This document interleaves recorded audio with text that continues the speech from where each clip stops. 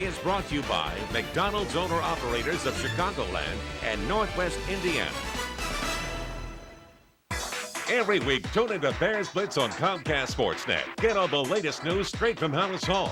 Wednesdays, it's all about the offense, as Lovie Smith, Rex Grossman, and Ron Turner address the media. Thursdays, the league's most dominating defense takes center stage, as Lovie Smith, Ron Rivera, and Brian Urlacher do the talking. Plus, Dan Jiggetts breaks down this week's keys to victory, and William Jackson sits down with the team's top stars. Bears Blitz every Wednesday and Thursday at 4:30, only on Comcast Sportsnet. Hey, Chicagoland, looking for a career change? International Profit Associates is the nation's leader in management consulting for small and medium-sized companies. IPA had another winning year and is now hiring appointment setters and inside sales representatives. IPA employees are building careers. The 600 employees at the Northwest Suburban office love working at IPA because of unlimited income potential. Create your own promotion. Call IPA at 800-531-2542, weekdays between 7 and 5. Tell them you're looking for a change. Want more than just the score? Then log on to ComcastSportsNet.com. Read analysis from Comcast Sportsnet's experts that you can't find anywhere else. Get up to the second news headlines. See the day's programming lineup. Check out talent bios and watch video clips featuring the latest info on your teams. Plus, sign up for Sports Extra and Sports Blast email alerts that make you the first to know about breaking news. So what are you waiting for? Log on to ComcastSportsNet.com right now. It seems that no matter where we go or what we do, we always take my Land Rover LR3. Like when my daughter had to transport her ambitious yet prize-winning science project, it was, let's take mine. When the wife's 6 extra-tall relatives made a surprise visit, I took them to her sister's. In mine. Took mine. Took mine. When we went on a supposedly sun-filled vacation, we just had to take mine. And when the clouds finally parted, I'm glad we had mine. Always be glad you took yours. The LR3 by Land Rover. Designed for the extraordinary. Visit your local Land Rover Center. U.S. Cellular Bears postgame live after every Bears game on Comcast Sportsnet.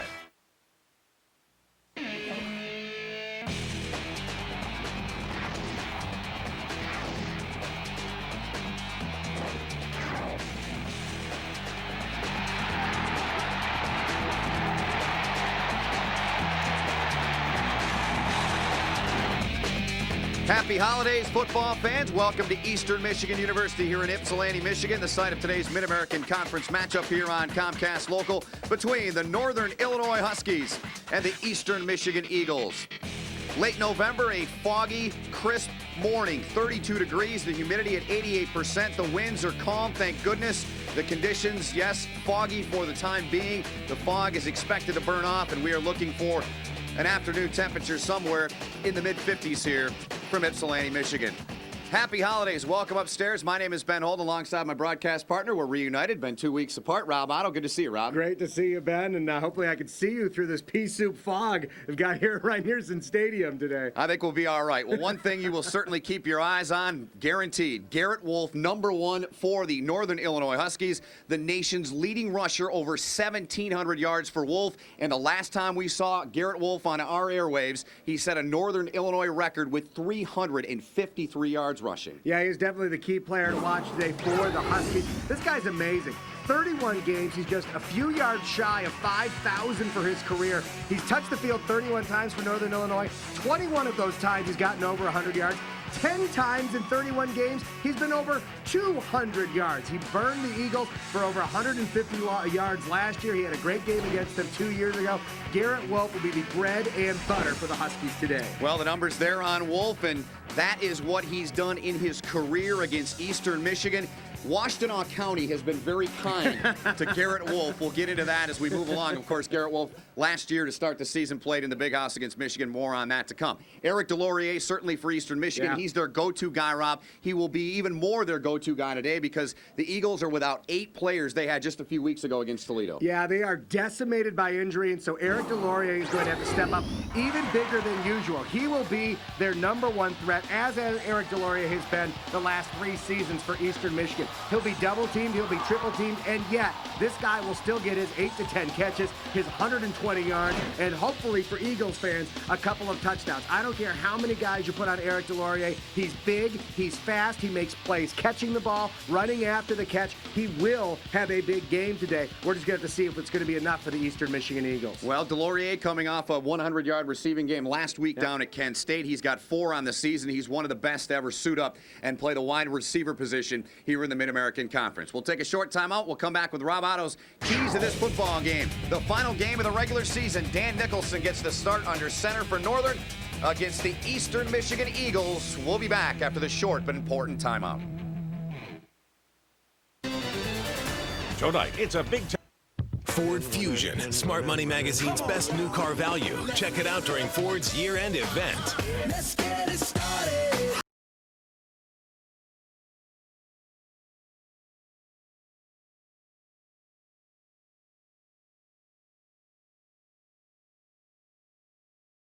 Let's get it started. Now, after all offers, Ford Fusion starts at only $16,995 during Ford's year-end event. Today's Mid-American Conference football game is brought to you in part by your Metro Detroit Ford dealers. Visit thinkfordfirst.com for locations near you. And by Bell Tire. We'll make you happy you came in. That's a promise. Time now to take a look at today's keys to the game. Those are brought to you by ComcastLocal.com. Rob, will start with the visitors. Northern Illinois, what are their keys today? Well, the Huskies need to break that box. EMU is going to put 8 and 9 guys approaching the line of scrimmage, trying to slow down Garrett Wolf, use cutbacks, use misdirection, and try to break out of that defensive set. Also protect the ball. NIU's been very good at this. Only lost 3 fumbles all season. Don't start screwing it up now. You don't want to give the Eagles a short field and turn this into a run-and-gun game and pad the lead. Eastern has been in so many close games. The odds are they're going to win one of these close games this season. So get a big lead early and just keep adding points to it. On the other side for EMU, keep it simple. New faces at quarterback, running back. We talked about how many injuries they have. A bunch of new starters across the field. Don't do anything fancy schmancy. Don't start pulling things out of the last page of the playbook. Keep it simple and just try to move the ball down the field. And by doing that, rock the clock. I want them to own the time of possession today. Best way to stop Garrett Wolf, don't let him on the field. And also stop them short. NIU this year has an amazing 41 plays of 25 yards or longer. That's insane. That means at least 4 plays, in theory, this game will go for over 25 yards. Eastern's got to make sure to not give up those big plays so their defense has a chance. Those are our keys to the game, brought to you by ComcastLocal.com. When we come back, the nation's leading rusher, Garrett Wolf, will be on display in 2 games in Washtenaw County. 60 carries, 473 yards, and 3 career rushing touchdowns for Wolf.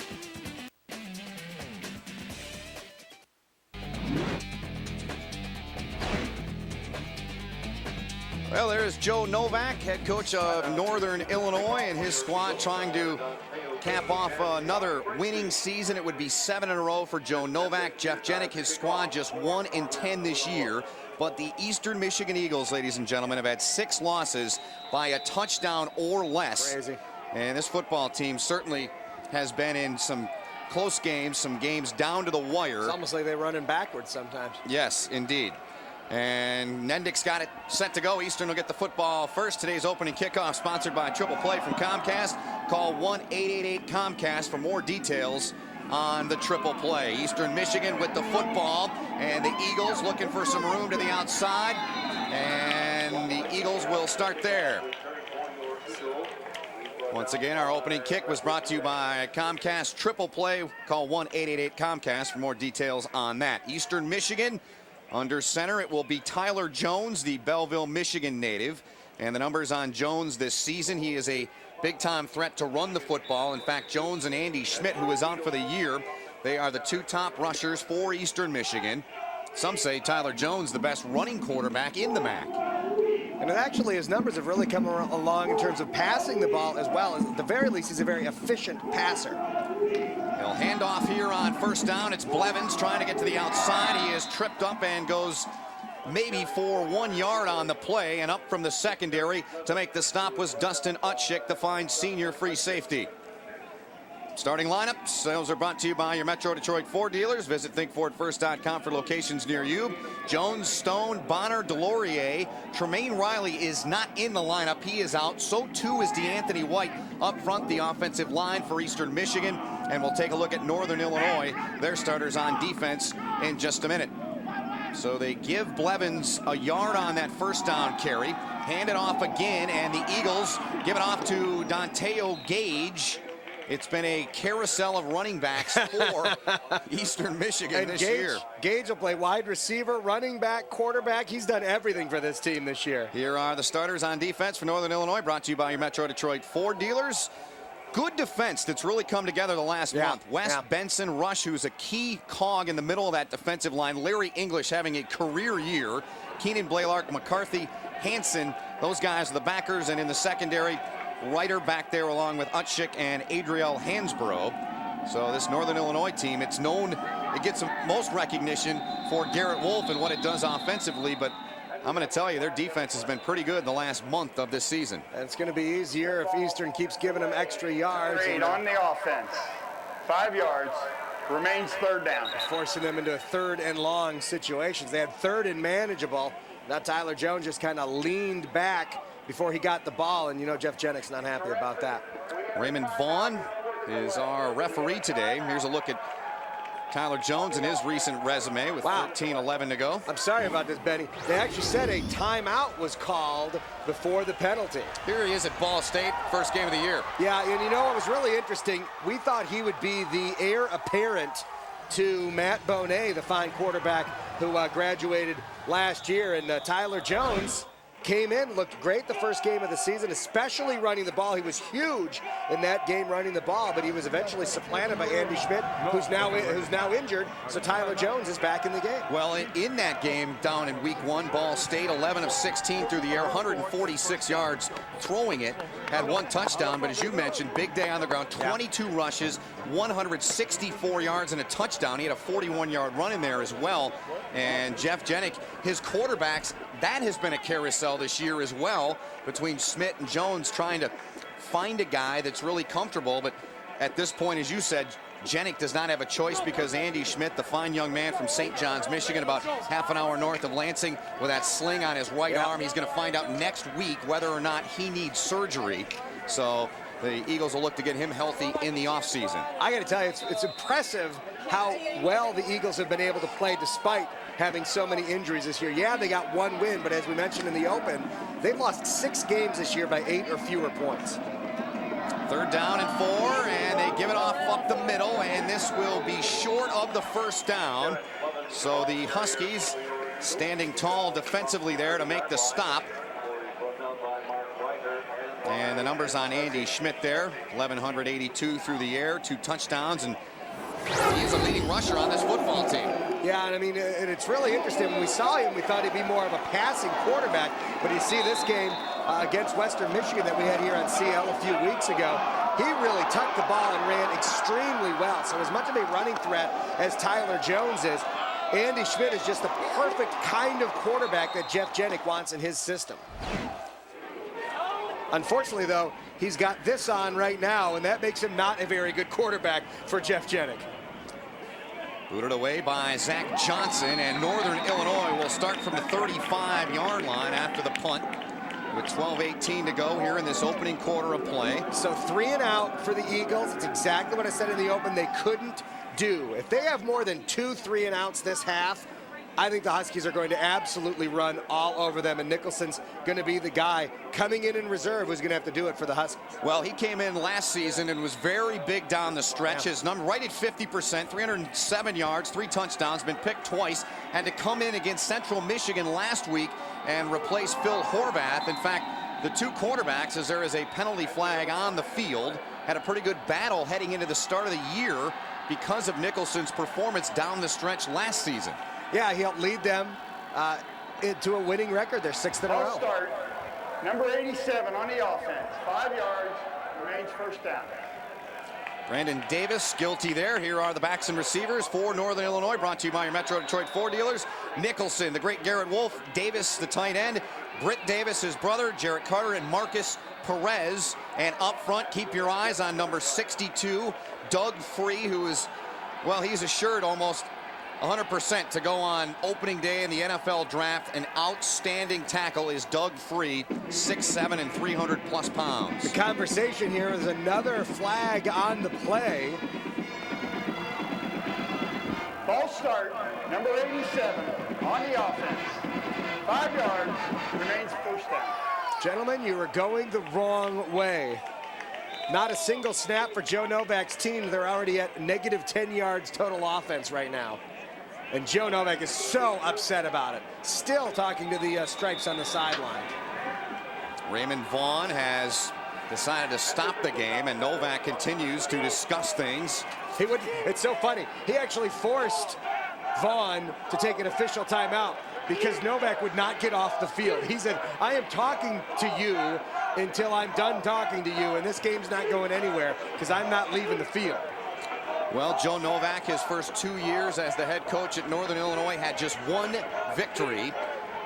And it was a program that was in the dregs of college football. I mean, Northern Illinois went 20 years without even sniffing a bowl game. And now Joe Novak, all he's done, 6 straight winning seasons. If they win today, it'll be number 7. And that win 2 seasons ago in a bowl game. I mean, to think Northern Illinois fans suffered so long, and that is now the step that Jeff Jenick wants to take with the Eastern Michigan Eagles. Well, Joe Novak continues to hold court over there on the sideline with the officiating crew. Jenick's just talking with the field judge, just having a little laugh on the sidelines. It's like, you know what, Jeff Jenick, see, you know what Jenick's doing on his sidelines? He's buttering up that field judge. You know, I would never talk to you like that. Of course. I have so much respect for you and the job you do. He's hoping for one call from that field judge at a critical moment in this football game. You never know when you may need a little help. You never know. And thus far, Joe Novak has gotten anything but that. Talked to him earlier this week. Of course, played under the late, great Bo Schembechler at Miami University. And we'll hear from Joe Novak coming up in our halftime on that very topic. Of course, a very hot topic around these parts of the country and college football. Here goes Garrett Wolf. He's out near the 30-yard line, and Wolf entered the game needing just 2 yards to move into 13th place all-time on the NCAA list. Started the day 14th. He needs 8 yards to move past Darren Sproles and 41 yards to move past Darren Lewis of Texas A&M. Defensive starters for Eastern Michigan, brought to you by your Metro Detroit Ford dealers.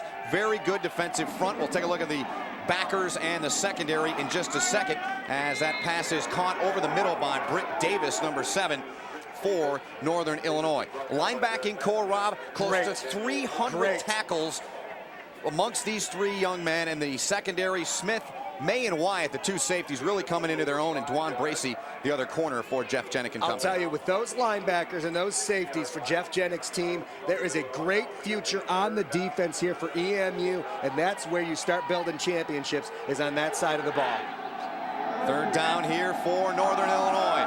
Dan Nicholson, man open, right near the first down marker. That will be a first down. It's caught by Marcus Perez. I don't know. I'm trying to keep an eye on the line judge on my side. It really looks, yeah, they gave him a pretty generous spot just over the 45-yard line. So Perez got a little help on that one. And just a nice job. That offensive line doing everything. Nicholson, beautiful crossing pattern. Yeah, look at that ball. There's no way that ball was over the 45-yard, the 45-yard line. This pass caught by Davis right near the first down stick. That will be a first down.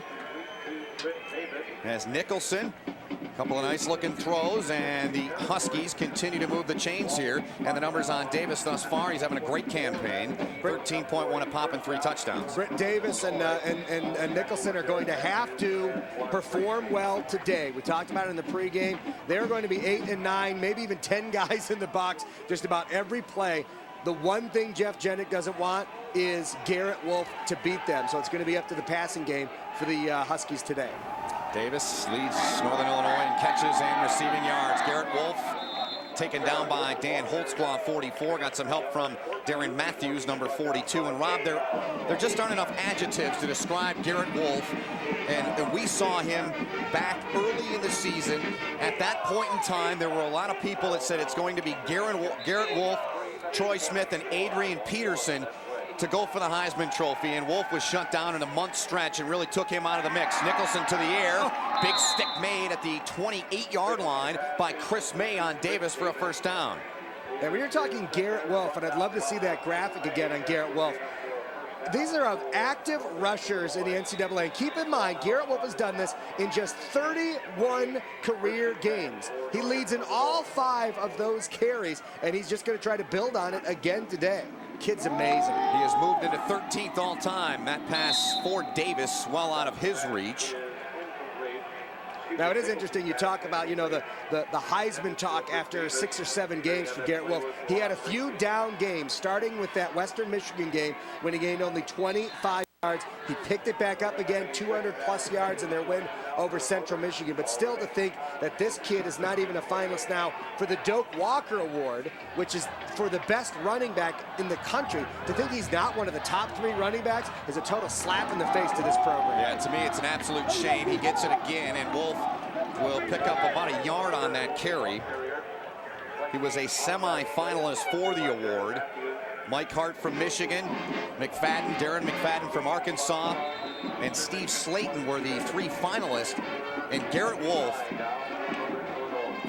absolutely incredible. His best year, his senior year, over 1,700 yards, 17 touchdowns.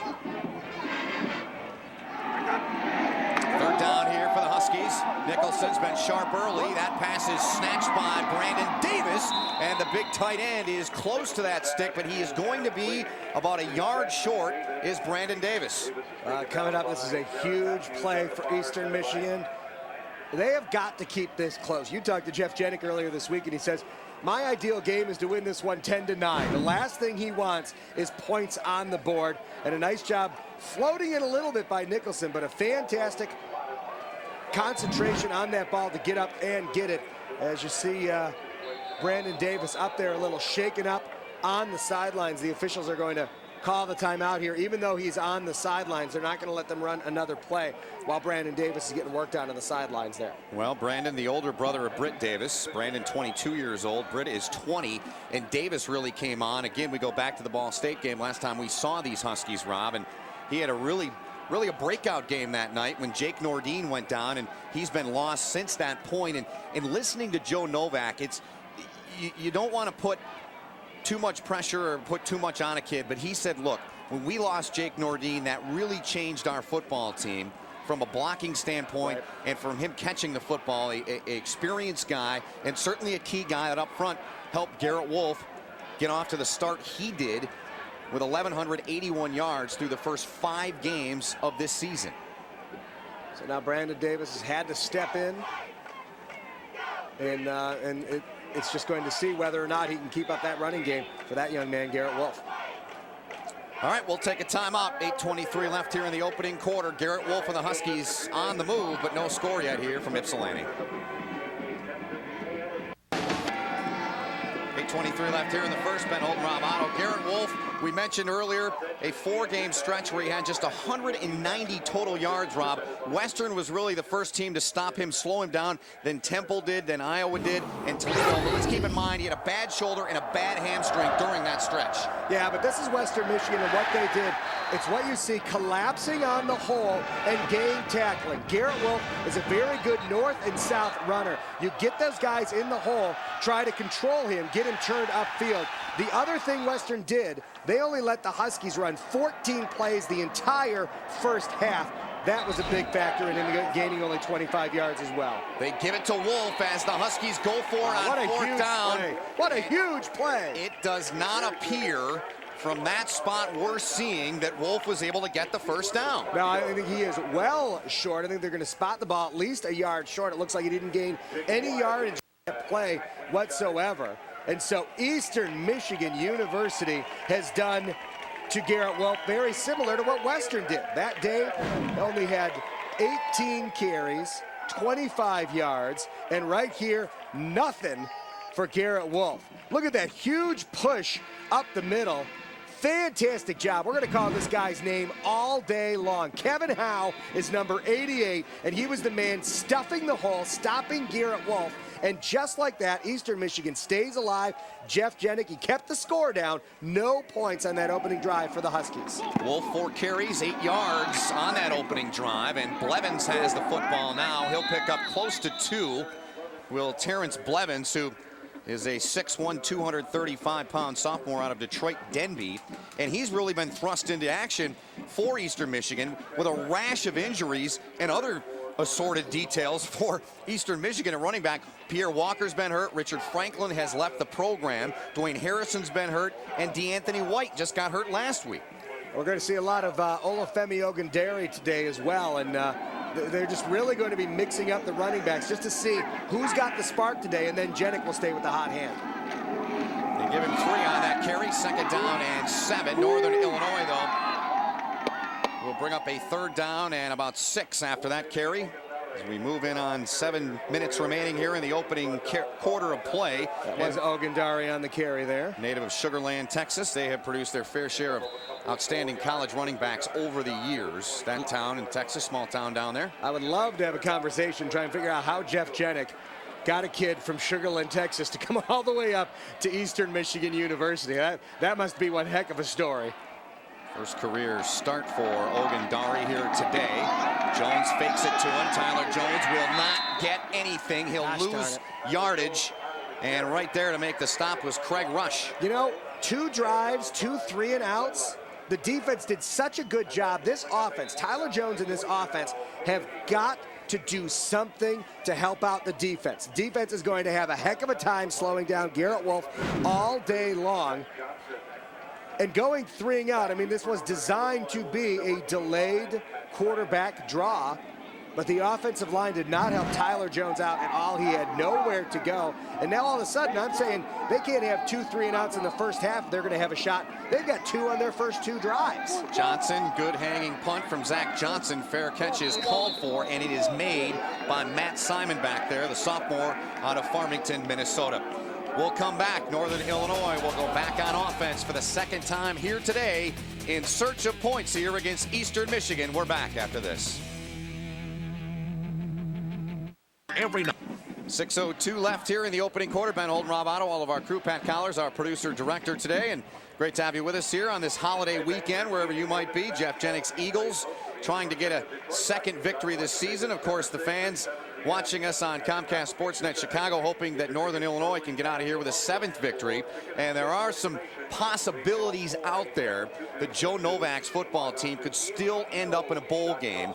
First things first, Rob, they got to win this football game, or it's going to be out of the equation. They'd still be bowl eligible with the 6 wins, but their best bet is to get that 7th win, because the rules are in place now that an at-large bid has to 7-win team before you look at a 6-win team like, say, a Miami of Florida, who will only have 6 wins on the season. Nicholson, the play fake, and a 1st down for Northern Illinois. And the catch made by 91, Kornikevich, the big tight end. And Rob, let's reflect on that more. It would be the Huskies' 7th straight winning season. Look at that. Only 1 winning season between 69 and 99. And now Joe Novak has come in, and he's going for his 7th straight. The seniors on this team already have 40 victories. That ties the last class of seniors, but they'd like a 41.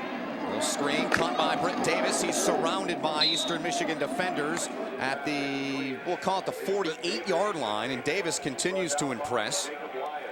And Joe Novak is already working the sidelines of this football field. He knows that the defense is going to have the center of this field covered so well, trying to slow down Garrett Wolf, that he's willing to go to the outside. It's one of those, we'll take what they give us. And if Garrett Wolf has a light day, but Nicholson goes out and throws for a few hundred yards and a few touchdowns, Novak will be fine with that. Wolf wrapped up, and he's close to the 1st down. He should have it based on the spot we're seeing. So Garrett Wolf with his 5th carry of the day. Nice job by Josh Hunt. Grabs him right at the line. I think they might end up bringing the chains out on this one. It's going to be close. It's that close. Yeah, that's what they're doing. They're going to bring the chains out on this one. So number 91 there, big Josh Hunt, who's had a nice season. This defensive line I'm impressed with. The linebackers, obviously, we already spoke about. The 2 safeties could arguably be among the best safeties in the Mid-American Conference already. And this is a pretty young defense. A lot of these guys will be back next year for Jeff Jenick and the Eagles. Well, Josh Hunt, number 91 there, native of Jackson, Michigan, played at Jackson Lumen Christi High School. It is a first down, and Hunt having a career year last week, 5 tackles against Kent State, and he came in second on the team in tackles for loss. You see those there behind Jason Jones, who's up very high nationally with 17.5, and Josh Hunt also second on the Eagle squad with 3.5 sacks. If the Eagles are going to win this game, it's going to be a lot on the shoulders of those 4 guys on the defensive line. 5 rushes, 11 yards for Garrett Wolf, the nation's leading rusher. He'll get it on the delay. He's got an opening. He's got some room. Wolf across the 35, wrapped up and taken down at the 34-yard line. Chris May made the tackle. Great open field tackle by Chris May. What you're going to see from this play is what we talked about in the pregame show.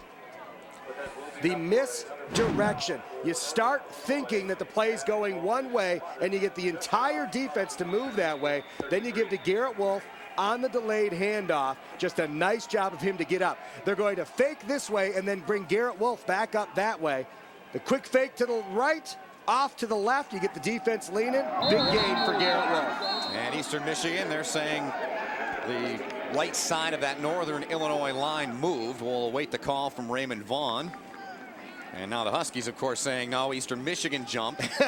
We'll just wait for Raymond Vaughn's word. Yeah, I think I'm going to trust the guys in the stripes rather than the guys in the helmets. Illegal contact, all sides. On the defense, 5 yards, number 93 on the foul. Remains first down. So the penalty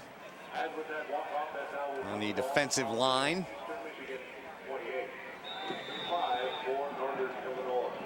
4 minutes to go in the first quarter, and it's 1st and 5.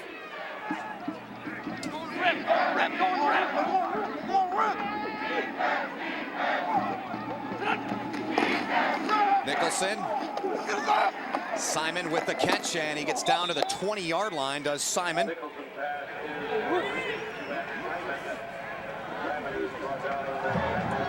So Northern Illinois, second possession. They've been able to march down the field and get down now once again close to the red zone.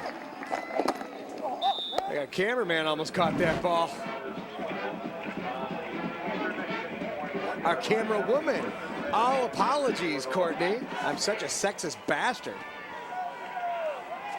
Here is Wolf. He's got room. Garrett Wolf gets past 2 defenders, and he's taken down. That's a touchdown. By the safety, Wyatt. And Garrett Wolf gets into the end zone. Wyatt had him, but Wolf pops a touchdown run of 21 yards, and it's 6-0 Huskies. Here's what happened at the end of that play. Wyatt has Wolf, rolls down on the ground, but Wolf never touches the ground. Watch right at the end of this play. He actually rolls over the top of Wyatt. You'll never see anything but Wolf's feet on the ground. What a play. His knee might have touched right there near the end. They're going to review it up here. Our technical advisor, late in this play, watch if Garrett's right knee right there, is it on the ground? If it is on the ground, then he is down at about the 4-yard line. If not, that's an unbelievable play and a touchdown for Garrett Wolf. Watch his right knee after he rolls over the top of Wyatt. His butt doesn't touch, so that's fine. It's his right knee there. Is it touching? Is it touching? It looked like it touched right there. It's very close. Here's the question, Ben. Is there enough video evidence that shows his knee on the ground before he stretches the ball over the goal line? I think they are going to overturn this. I think they're going to put Garrett Wolf down at about the 3-yard line. That angle to me looks like his knee was up. Yeah. It's very, very close. This is the one that I'm looking at. Just watch his right knee as he rolls over. Right there, he's not down, he's not down. It just looks like right there, it looks to me like his right knee is down on the ground. Great heads-up play by Garrett Wolf. Until you hear that whistle blow, you keep striving for the end zone. I'm still not convinced. I think his knee was off the ground. Well, we're going to find out, because I think they're going to say he was down, and that ball's going to be spotted at the 3-yard line. Well, if it stands, it would be his 18th rushing touchdown of the season. Wolf already owns the single-season record in that department, had 21 back in 2004. And that would give him 44 yards rushing. Correct. On the day, and I think does that push him up another spot in the overall charts? That moves him past Darren Lewis of Texas A&M, and now Wolf trails next on the list for Garrett Wolf two-time Heisman Trophy winner down in Columbus, Archie Griffin. Listen, that's not bad company he's in right there. Listen, here's the next few names he could pass: Archie Griffin, Herschel Walker, LaDainian Tomlinson. He could conceivably... Couple of guys you might have heard of. Well, if he goes for 293 today, he could move from 14th all the way to 8th all time. But and also keep in mind, if they win this game, they get to 7 wins, there could be a bowl bid in there. We could have a whole nother game for Garrett Wolf as well. Well, basketball fans here in Michigan on Comcast Local and down in Indiana, doubleheader of live Grand Valley State basketball coming your way. And Saginaw Valley's in town this Thursday. First, the ladies hit the hardwood at 5:30. Then the men, they tip off at 8. That's Grand Valley State basketball starting Thursday night, 5:30 right here on Comcast Local. Great to have you with us here. The fog starting to slowly burn away, and they are still looking at this. You know what's really funny? This is the way defenses usually see Garrett Wolf. He's back here, but all of these big, tall guys are blocking him out. That's why defenses have such trouble. He's listed officially at what, 5'9"? 5'7". 5'7". He's maybe 5'5.5", maybe. See, there he is. He's just there, just a little. Just a little. But that's the problem. You never see Garrett Wolf until he's running through the secondary. Here's another look at the touchdown they're looking at and reviewing in the booth, Rob. And right there, all it is if his right knee is down. You can have your hands, you can have your feet, if your wrist touches, or if a knee, or your back, or your head, or your backside, then you're down. So the question here is, does that right knee... Listen, if it touched Ben, it barely scraped, but I still think that there's enough evidence, especially from that first angle we showed. I think there's enough evidence to show that he was down. Well, they are taking their time certainly on this, and Wolf getting a seat there, getting a breather on the bench there with 3:32 to go. If it stands, it will be a 21-yard touchdown, but Raymond Vaughn still with the telephone to the ear and awaiting a ruling on this from the technical advisors here in the press box. Keep in mind that, again, none of the referees or umpires on the field make the call on this. There's technical advisors up here in the booth. It's the way that all of college football is doing it. They review every play after it happens and then decide whether they want extra time to review the play. And if they do, they can take as much time as they need. They will keep checking the video evidence. Whoever is doing the telecast of the game is the one that supplies them with the video, so they're looking at the same shots that we've been looking at. And Garrett Wolf, maybe not a bruised ego, but possibly a bruised head on that one. Well, again, in talking to Joe Novak earlier this week, he said, here's something a lot of people don't know about this kid. For 3 years, he's had a bad hamstring, this kid, Garrett Wolf. Absolutely amazing. One of the trainers has a wife that's a massage therapist, and Wolf goes to get worked on every week to keep that hamstring in as good a shape as he possibly can. And Division I rushers with 1,500-yard seasons. Wolf right at the top of the list. Evidence that the runner was down on the 2-yard line. There you go. The ball will be placed at the 2, 1st and goal. So Wolf will put the lid back on, and the Huskies will go back out, and they'll try to punch it in now from the 2-yard line after they overturn the call. I imagine after that nice little rest, I think maybe Joe Novak will be handing the ball to Garrett Wolf and see if his offensive line can push past the Eagles and get him that touchdown that Joe Novak probably thinks he deserved on the last play. So 1st and goal here, clock running, 3:25 to go in this first quarter of play. So because of that lack of 2 yards, Wolf is now back one spot in the career college football rushing list. That won't last long. I don't think it will at all. Maybe one play. Inside of the eyes of Wolf, and right up. Here's a touchdown for Garrett Wolf. They took that one away, the 21-yard run, but he caps it off anyways with a 2-yard plunge into the end zone. And for Wolf, his 18th touchdown of the season, and the Huskies are on top 6-0. That is just pure power running the ball. You just shoot your guys, your offensive line, straight up and say, listen, I'm Garrett Wolf. You give me a little bit of a seam, I will get into the end zone. Let's get back that touchdown we just lost. It's exactly what happened, and now they're going for a 7-point lead. Chris Nendick, one of the best in the Mid-American Conference in the kicking department. He tacks on the extra point. So Garrett Wolf, with 3:05 to go in the first quarter, has helped the Huskies get off to a 7-0 lead. Wolf, 8 rushes, 44 yards, and a... Now that.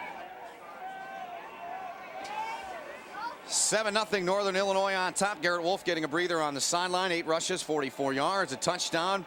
Had a 21-yarder that was overturned, and next play out after they overturned it, Wolf came out and punched it in anyways from 2 yards away. Tune in next Friday night. Western Michigan Broncos take on the Michigan Wolverines, led by TJ Hensick, Andrew Cogliano and company, right here on Comcast Local. Your ticket to Midwest Sports. That's coming up next Friday night from Ann Arbor. Hitting the ice here on CL. So Eastern Michigan, they'll bring their offense back onto the field. And there's the scoring drive. 7 plays, 66 yards, just under 3 minutes.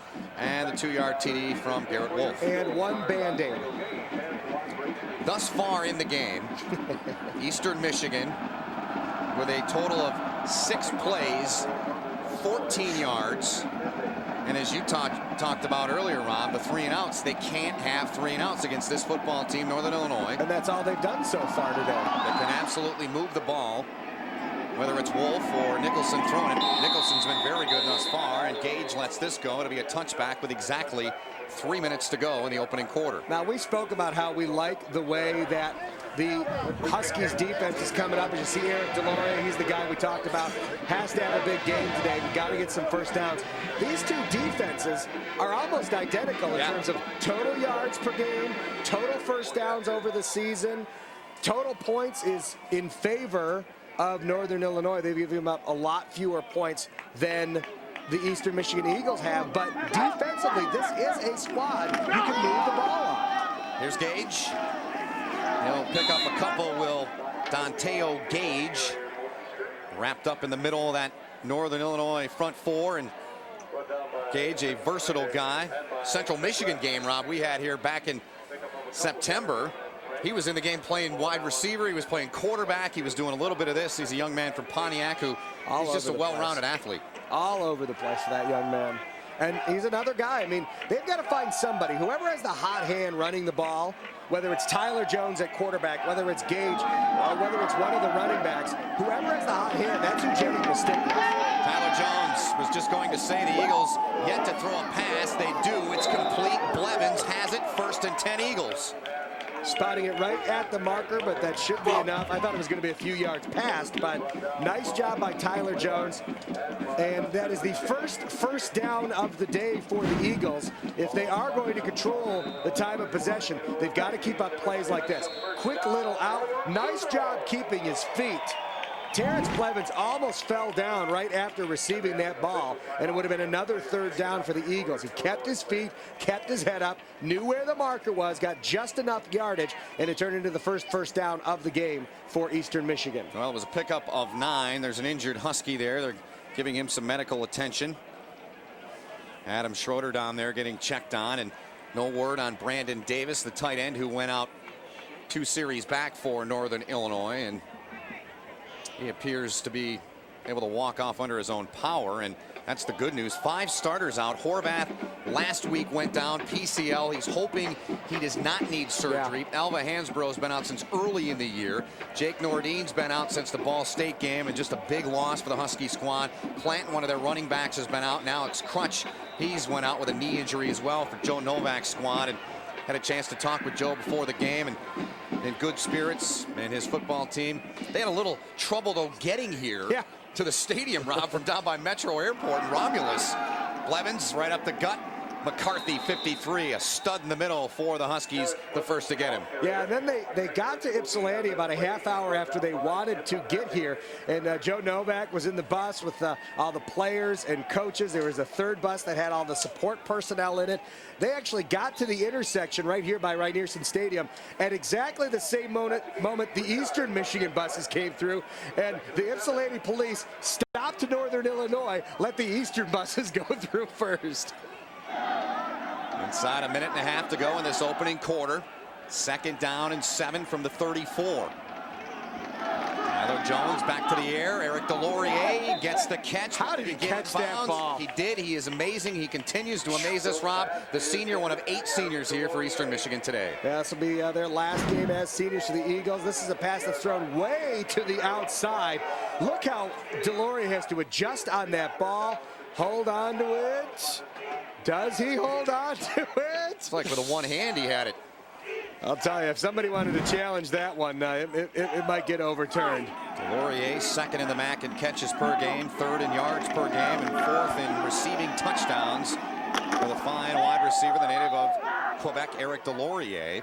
Danteo Gage the handoff there, and he picks up minimal yardage. Perfect job by the Husky defense to get up on the option. They forced Tyler Jones to pitch this ball very, very quickly. You get the inside man worrying about the quarterback. Your outside guys, including Melvin Rice, getting to the outside and trying to make sure to control the pitch man.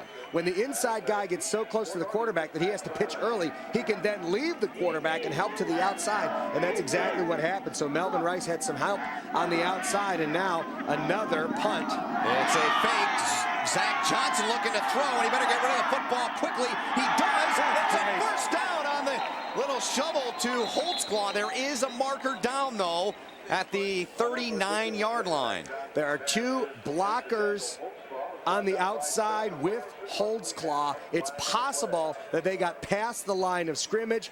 Illegal receiver downfield. That's exactly what it's going to be. So that great heads-up play and gutsy call by Jeff Jenick. What do you got to lose? But it's going to come back. This is so well done. The reason this works so well is because Zach Johnson is kind of a rugby-style kicker.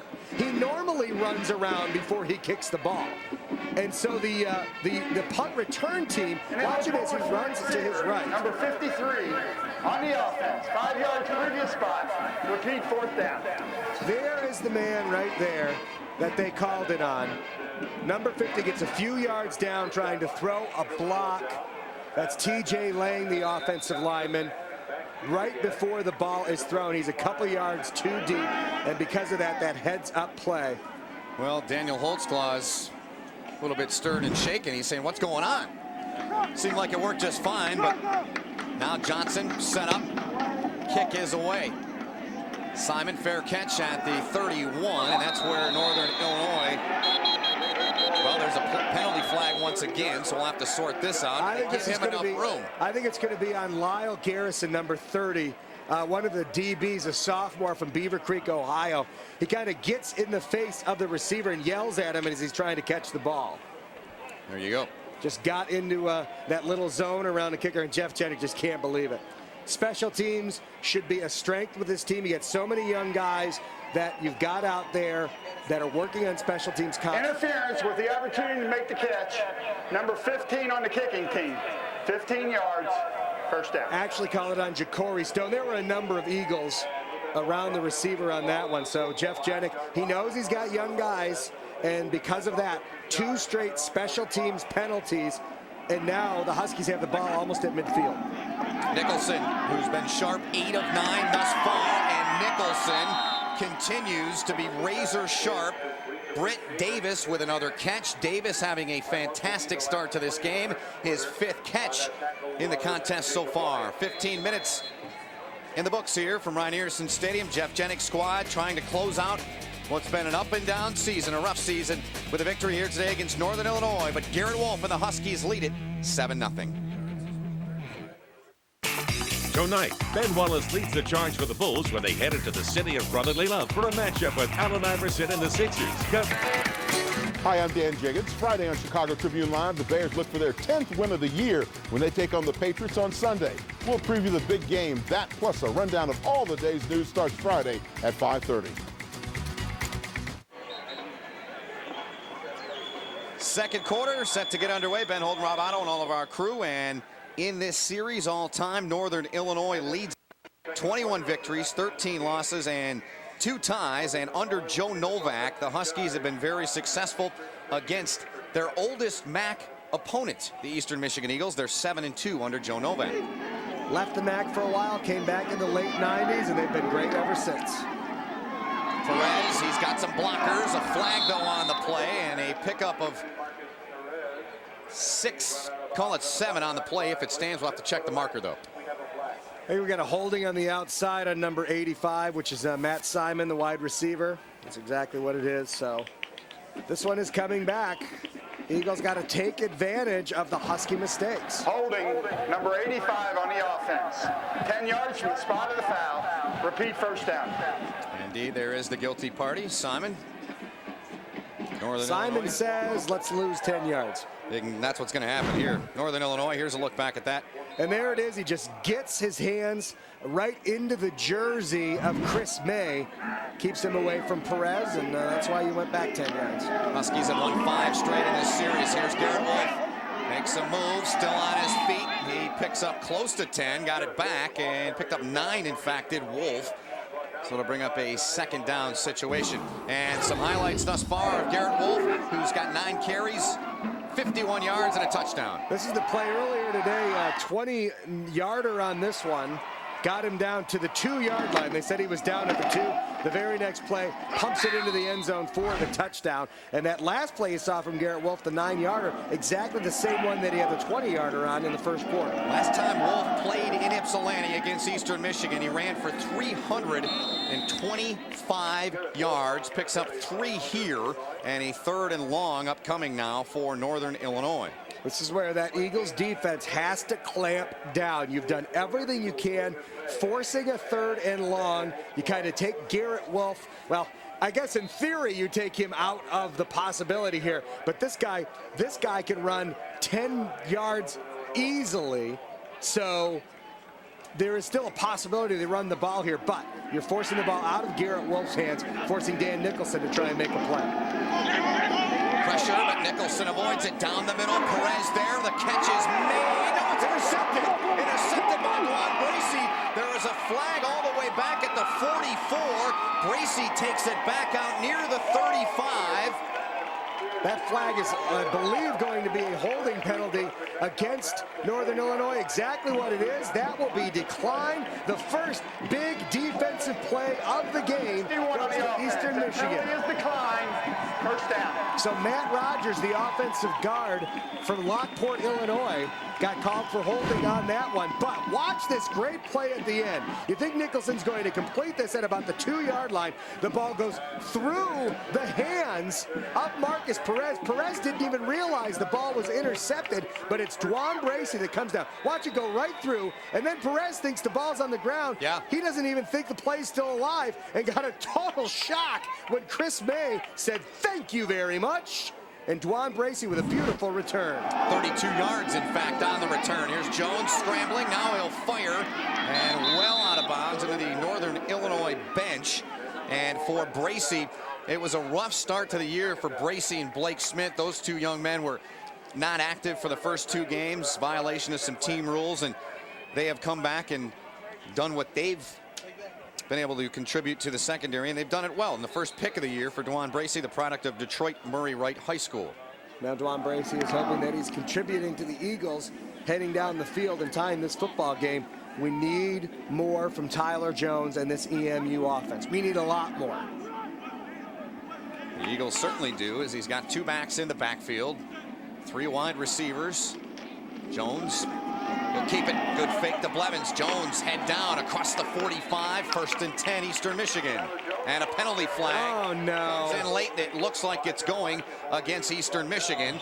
Khalid Walton, number 63, the offensive lineman, comes in about 5 seconds after this play and rams into a few Northern Illinois Huskies who are running towards Tyler Jones. It's going to be a personal foul, 15 yards against Eastern.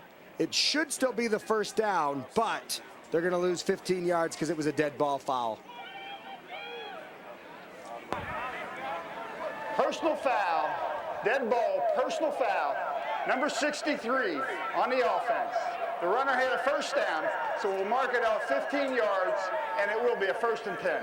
4th penalty of the game so far on Eastern. Left side of your screen, right there is where it happened. Khalid Walton just completely rolled in. I don't know if he thought those guys were going after Tyler Jones, who was down on his knees, and you've got to protect your quarterback, but you got to do it smart. Already 4 penalties for 40 yards. not a way to play perfect and beat the Huskies. From the 31, Blevins. Danteo Gage now in at quarterback for Eastern Michigan, at least for the time being. And a couple of the Eagles trying to stay loose, stay warm down there on the sideline. Inside of 12 and a half minutes to go in the second quarter. Just a 7-0 lead for Northern Illinois thus far, and Ja'Cory Stone into position. Wideout that played his high school football in Cleveland, Ohio for Ted Ginn's father at Glenville High School. Gage wrapped up by 2 Husky defenders. He'll pick up a yard, Will Gage, and it'll bring up a 3rd down and 6 for the Eagles of Eastern Michigan. Tyler Jones is standing on the sidelines talking with either one of the trainers or one of the coaches. It's hard to see. He's got his helmet off. While Seskevich and Pollock are warming up on the sidelines, and Danteo Gage is in at quarterback. So I don't know if Jones got his bell rung or if Jeff Janik just decided to make a change at quarterback. 3rd down, Gage. And down there, and he overthrew Ja'Cory Stone, who, if that throw's on target, he's got a chance to do some big damage. And a 4th down and 5 upcoming now for the Eagles, and they'll bring on the punting team. It'll be interesting to see the next time the Eagles have the ball who comes out under center. This is that last play right before the personal foul. It's a nice run. He gets hit pretty hard right there. Mark Ryder got him there.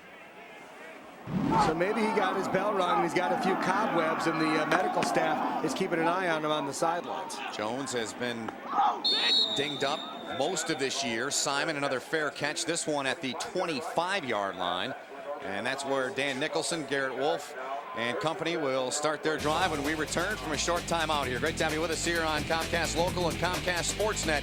Northern Illinois leads it by a score of 7-0.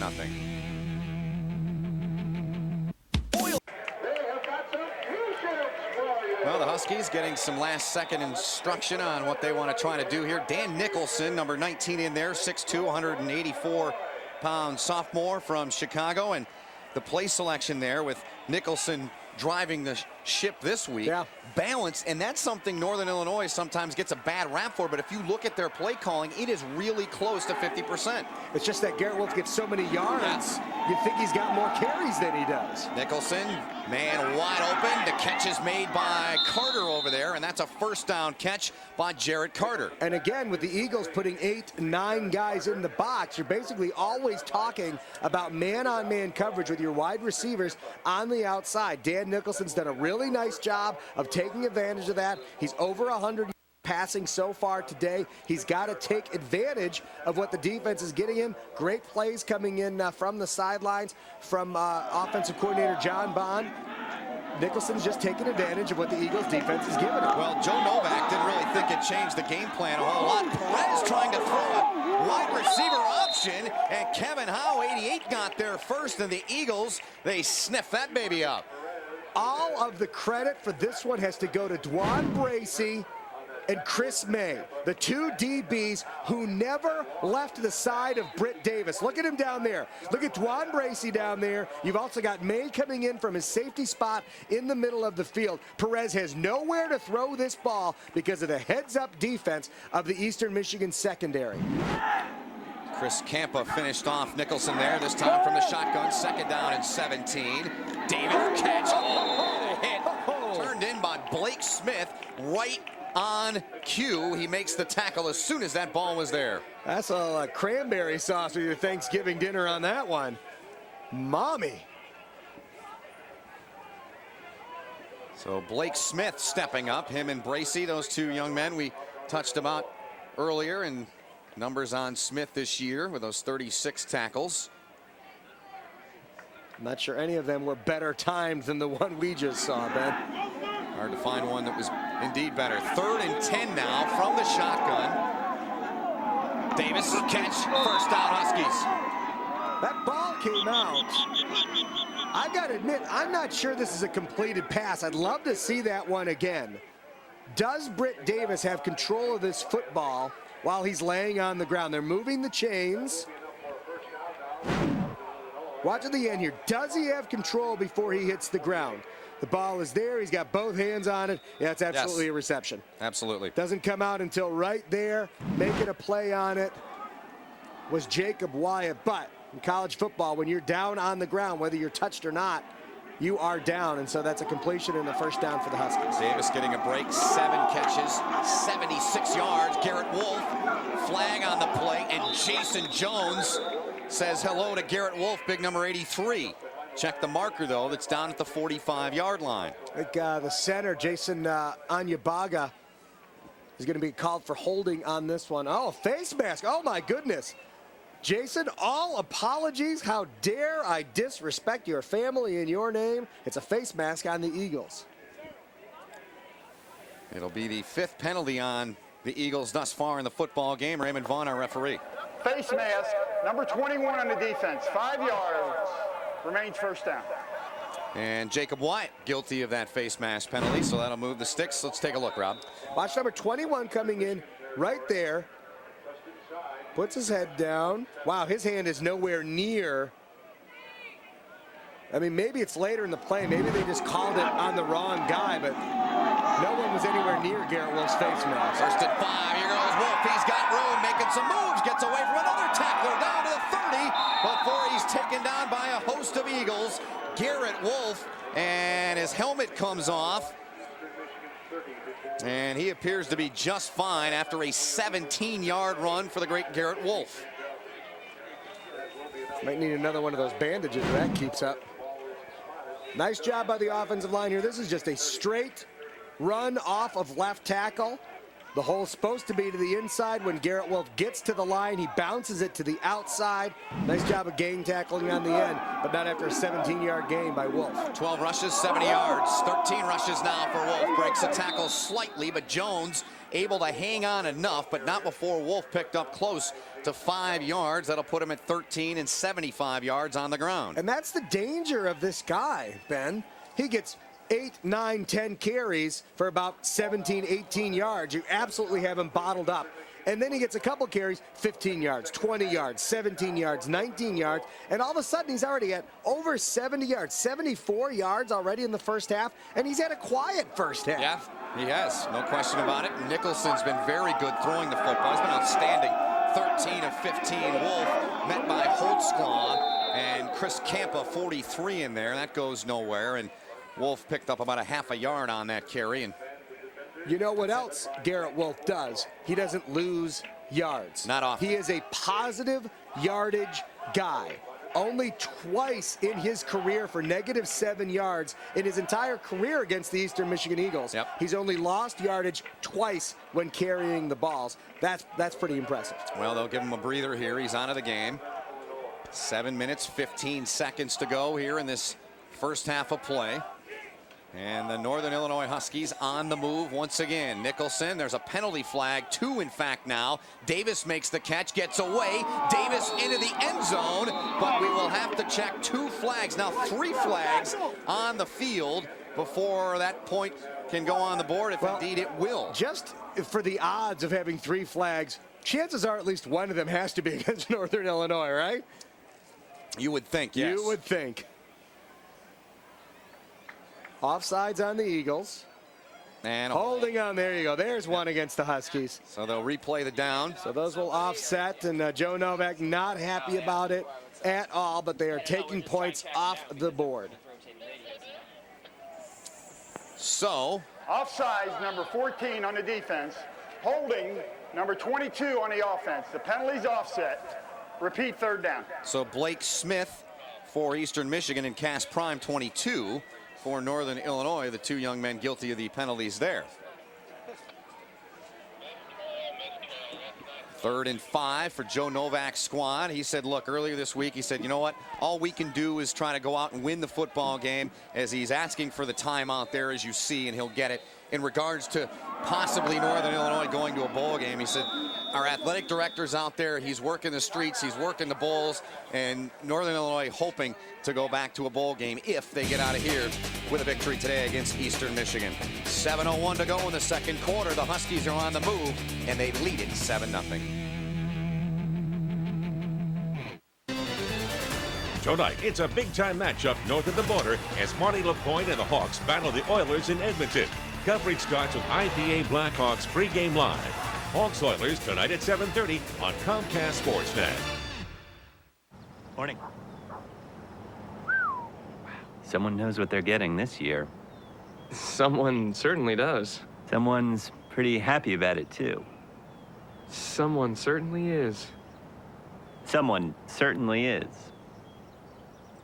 It's that time of year again when you'll find exceptional values on your favorite Lexus vehicles. Someone's gonna go straighten up the garage. Someone already did. See your Chicago area and Northwest Indiana Lexus dealer. Baseball fans, you have a chance to help Hawk Harrelson earn the prestigious Sportsy Frick Award for broadcasting excellence. Cast your vote today for this amazing honor from Baseball's Hall of Fame at whitesox.com or baseballhalloffame.org. Back here at Rynearson Stadium in Ypsilanti, basketball fans here in Michigan and Indiana on Comcast Local. You can tune in next Saturday. Live college basketball when Milwaukee, Wisconsin travels to take on Greg Campy's squad up at the Arena in Oakland. Tip-off is at 4 right here on Comcast Local. That's coming up next Saturday. I have no idea what that Eagle is trying to do.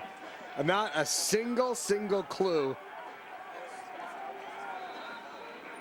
I thought he was going to start doing push-ups or something. Go all one-handed Rocky style. Need some points first. Yeah, that's they can do that. So he was just practicing. He was getting warmed up. Hanging out with the cheerleaders here at Eastern Michigan. He'd love something to cheer about now. Third down after the penalties. Nicholson's got time. It's deflected. Davis, spectacular catch. Or does he?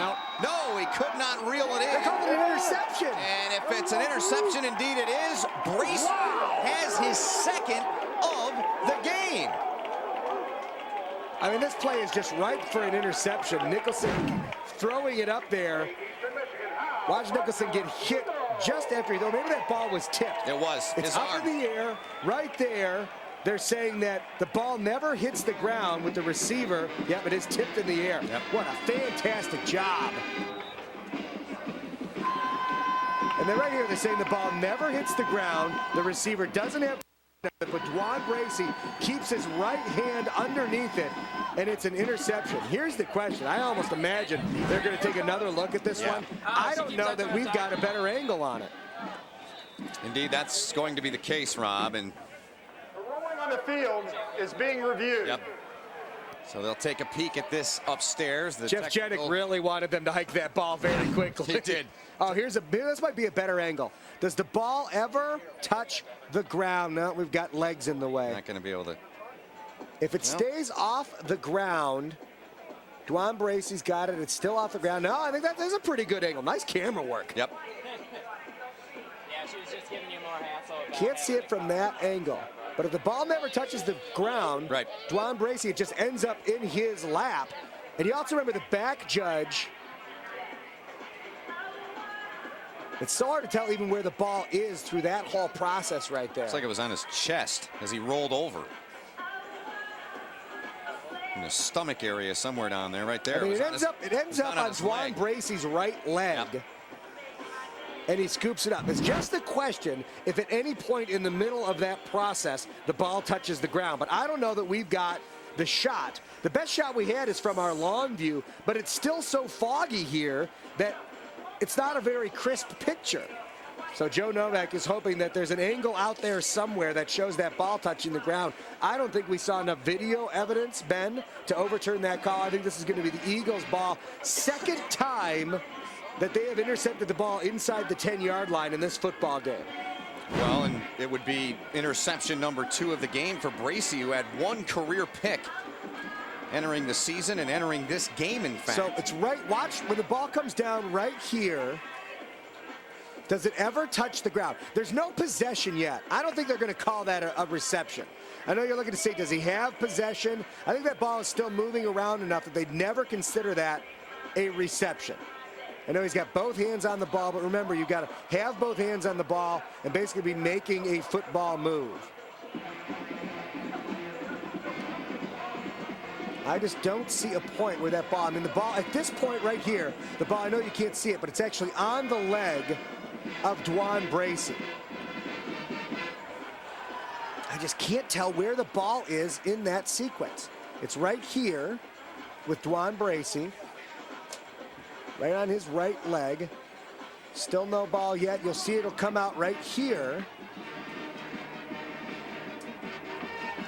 Yeah, the only time is if in between those two players the ball bounces off the turf. And I just don't think we ever see a spot. It's hard to tell from this shot because it's still foggy here. It's not a crisp and clean shot. If the ball ever touches the ground in there, and I don't see it. I think that's going to be an interception. Yeah, I think it's going to be hard to overturn that. We'll take a look from our end zone camera. Okay, we did get to see the ball a little, just to the left. Yep, they just announced, Rob, that just to the left of the back, Judge. It's an interception for Bracey. Indeed, it stands. And for Bracey, his second pick of the day.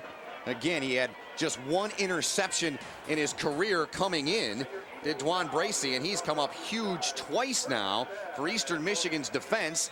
And the Eagles will start inside their own 10-yard line. Donteo Gage remains in the game at quarterback, the number 3 quarterback for Eastern Michigan. Blevins the handoff. He gets a couple up to the 10-yard line. Donteo Gage is going to have to complete a pass before the Huskies give him any respect as a quarterback. The Huskies now are just going to do, they're basically going to do what Eastern's been doing the whole game. They're just going to keep packing guys up at the line of scrimmage. It's going to be all linebackers and safeties and defensive linemen, expecting Eastern to run the ball up the middle. It's what they've done the entire time since Tyler Jones went out of the game. Gage, a redshirt freshman from Pontiac Northern High School.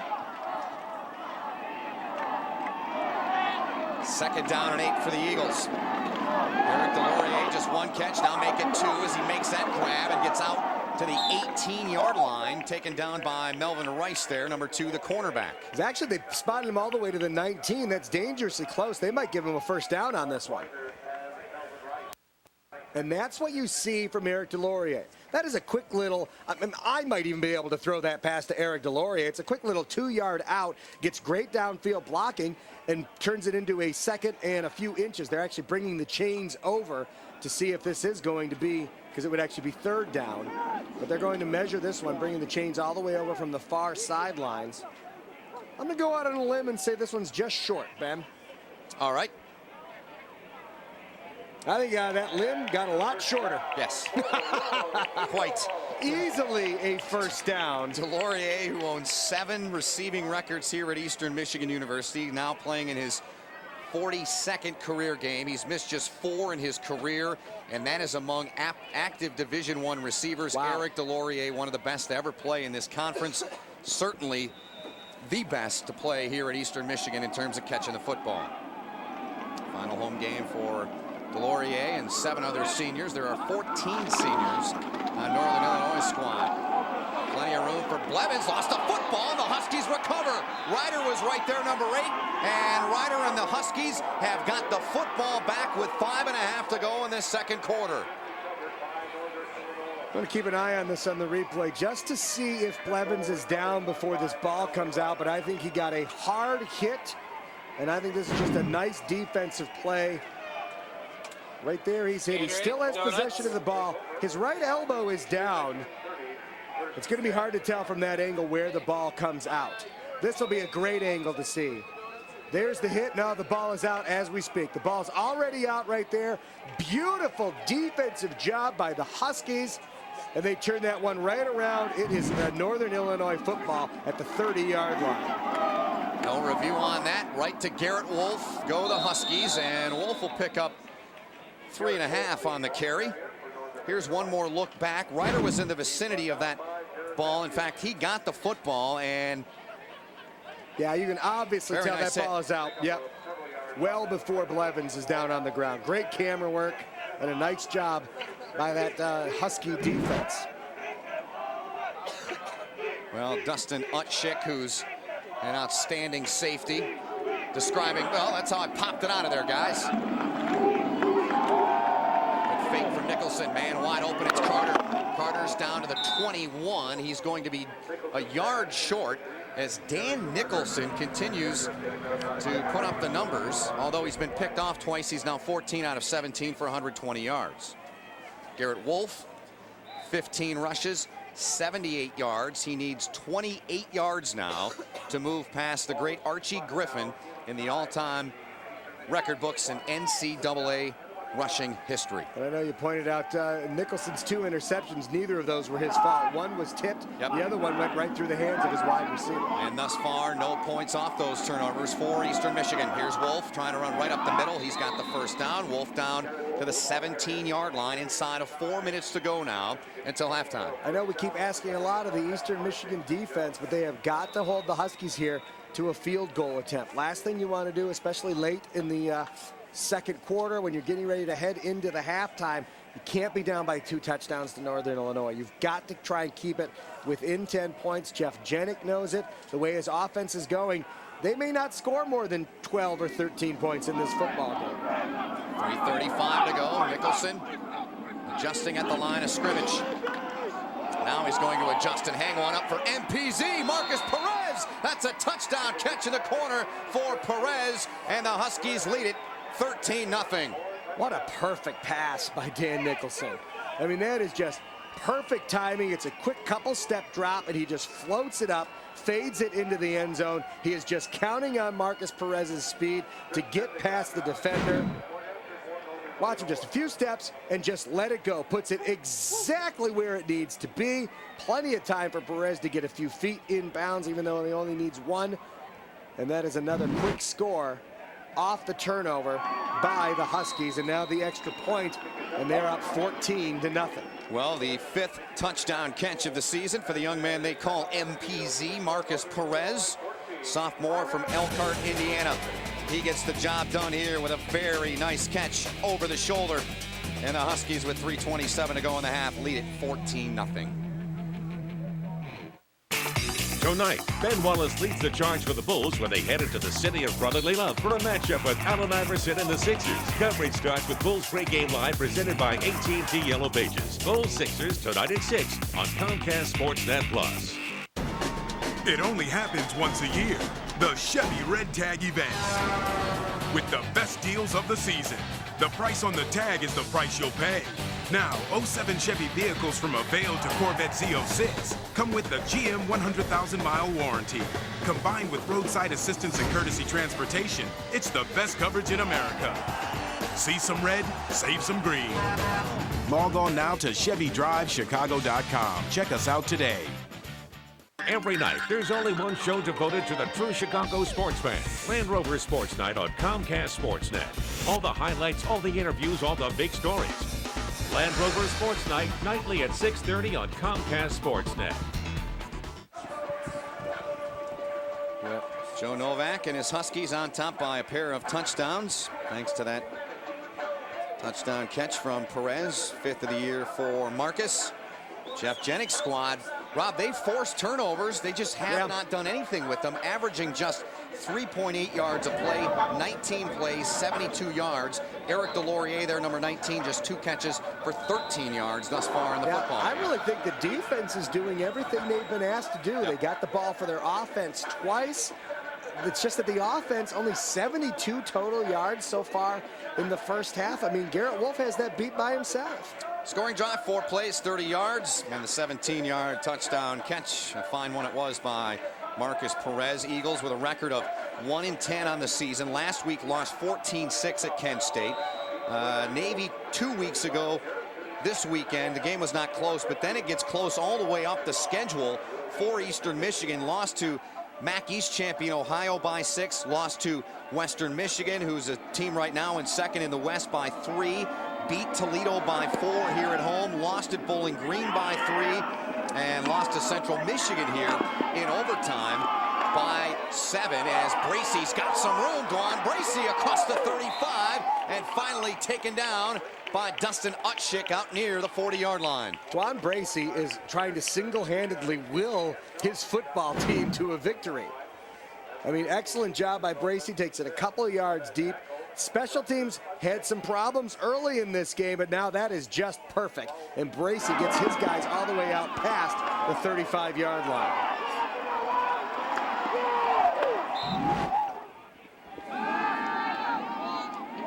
They got live, and it's caught over there on a first down catch for the Eagles. Delorier, his third catch of the day. You know, the last two catches that Delorier has had from Dante Gage, there hasn't been a defender within 3 or 4 yards of him. I got to tell you, I put 8 guys in the box to stop the running game. I put the other 4 guys on Eric Delorier. I guess that would be 12. That would be illegal. How about the other 3 guys on Eric Delorier? Pick up a 14. You might need 4 to stop this guy, though. Delorier, 3 catches, 27. They're going to him again. Gage, though, off the mark as the safety Reiner was over there on the coverage on Eric Delorier, who was discovered by Eastern Michigan in the early portion of this decade when he was attending the University of Michigan's summer camp as a quarterback, and has turned into one of the best to play in this conference, and he'll get a shot to play on Sundays as well. Matt Bonet and Delorier a season ago, outstanding together, and it's been an up and down year. Delorier is one of the captains along with Kevin Howe on this Eastern Michigan squad. And the Eagles trying to drive down the field as Delorier could not make that catch.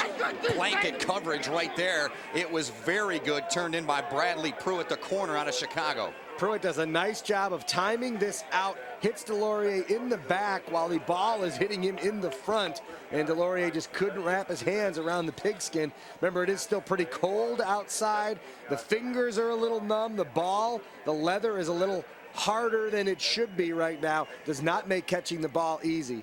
Well, a week ago against Central Michigan, a couple of tackles, a tackle for loss, a pass breakup, and this year Pruitt, a career high. You saw the tackles there, 40. That is certainly an outstanding season. Last year he had just 11 tackles altogether. Delorier couldn't get that. He's 6'4", but couldn't climb the ladder. He had to have been about 6'8" to get that one, or maybe a little taller, and it's incomplete. Third down upcoming.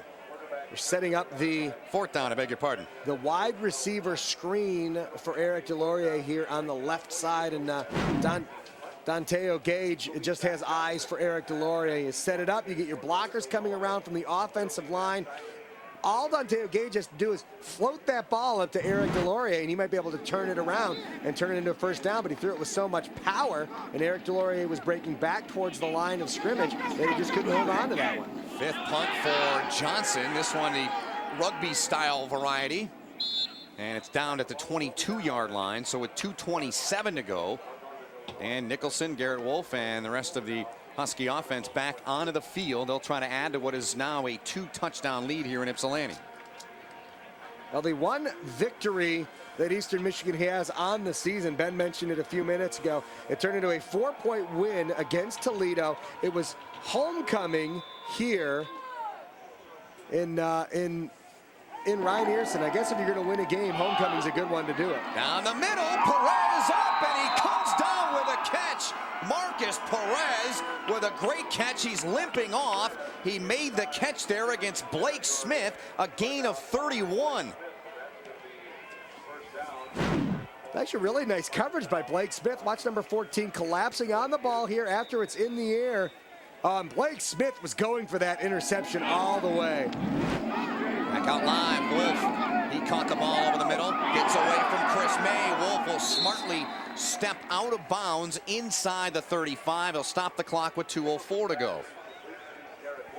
Sometimes you think that, Garrett Wolf is Your home the gift of new window treatments this holiday season and save 50%. Call Empire today during our Home for the Holidays sale. We'll bring samples right to your home where it's easy to match colors and styles to your decor. And we'll install your new window treatments next day. You'll save 50% and make no payments till 2008. You'll even get a free turkey. So call Empire. 4 and 20 and 05. Here he goes again. He's given quite a shot as Wyatt came up from the safety position to take down Garrett Wolf, but he is up very quickly. Another delayed draw. It's what we talked about in the pregame that we thought they would have to do. Run some draws. Don't just line him up and hand off the ball. Try and confuse the defense before Garrett Wolf has his opportunity. Nice pass to the outside and good hands. Beautiful catch out there by the tight end. Kornikevich. Thank you very much. I knew I was going to butcher it if I tried to say it. You the man, Ben. Nicholson, he'll go back to the air. Davis with the catch. He gets out of bounds. And there was some question on whether or not he would play this week, Kornikevich. He was dinged up a little bit last week. And what was a huge win, really, for Northern Illinois against Central Michigan, the MAC West champion. Nicholson had to come in and replace Horvath, and I can guarantee you this, Horvath is sick and tired of seeing Central Michigan, because now 2 years in a row that Phil Horvath has seen his season come to an end at the hands of the Central Michigan Chippewas. But Nicholson has been very good. He was last year, and Rob, he's thrown 22 passes and 19 completions on those 22 to 7 different receivers. This time he'll give it off to Garrett Wolf, and Wolf's inside the 10. Wyatt was being dragged by the 5'7", 177-pound Wolf. So we talked a little bit about Danteo Gage, who is now in because Tyler Jones was hurt, and Danteo Gage is looking at only one receiver. It's obvious that Horvath is looking all over the place. Already has hit 7 different receivers in this game. Complete, 1:13 to go. Wolf now 18 rushes, 99 yards here in this first half of play, and Nicholson 19 of 23. He's closing in on 200 in the first half here against Eastern Michigan. 36-yard pass they threw downfield to Perez, who limped off the field early in this drive. And there's a look at Garrett Wolf, senior from Chicago. Quite an incredible young man is Garrett Wolf. What a story it is. The perseverance that young man has to get to where he's at today. Wolf. Say the ball came loose, and the Eagles in the neighborhood, but it is recovered by Northern Illinois. Matt Simon, the wide receiver. Oh, or is that one of the offensive linemen? I thought it was 85 down there. Was it 65?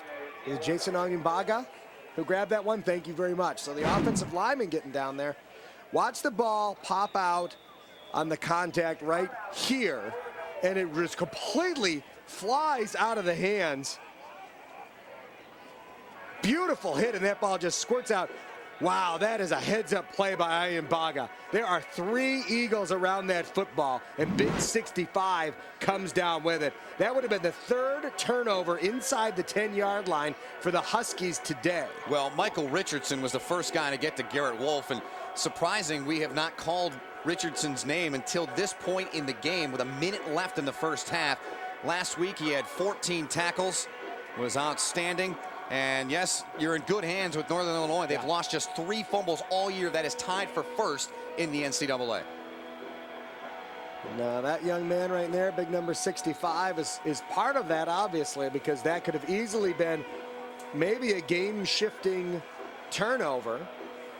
And instead, the Huskies have the ball inside the 5-yard line. With a minute left here in the first half. Coming up at halftime, we'll talk with Joe Novak. We'll hear from him at the end of this first half. And we'll also talk with Joe Novak about Bo Schembechler, the late, great Bo Schembechler, who Joe Novak played for in the mid-'60s and then was a graduate assistant under for 1 year after he was done playing at Miami. So you want to stick around for that, hear his thoughts. Very good thoughts and perspective on Bo Schembechler. Nicholson pressure to float it up. It is caught in the end zone. Touchdown, Northern Illinois.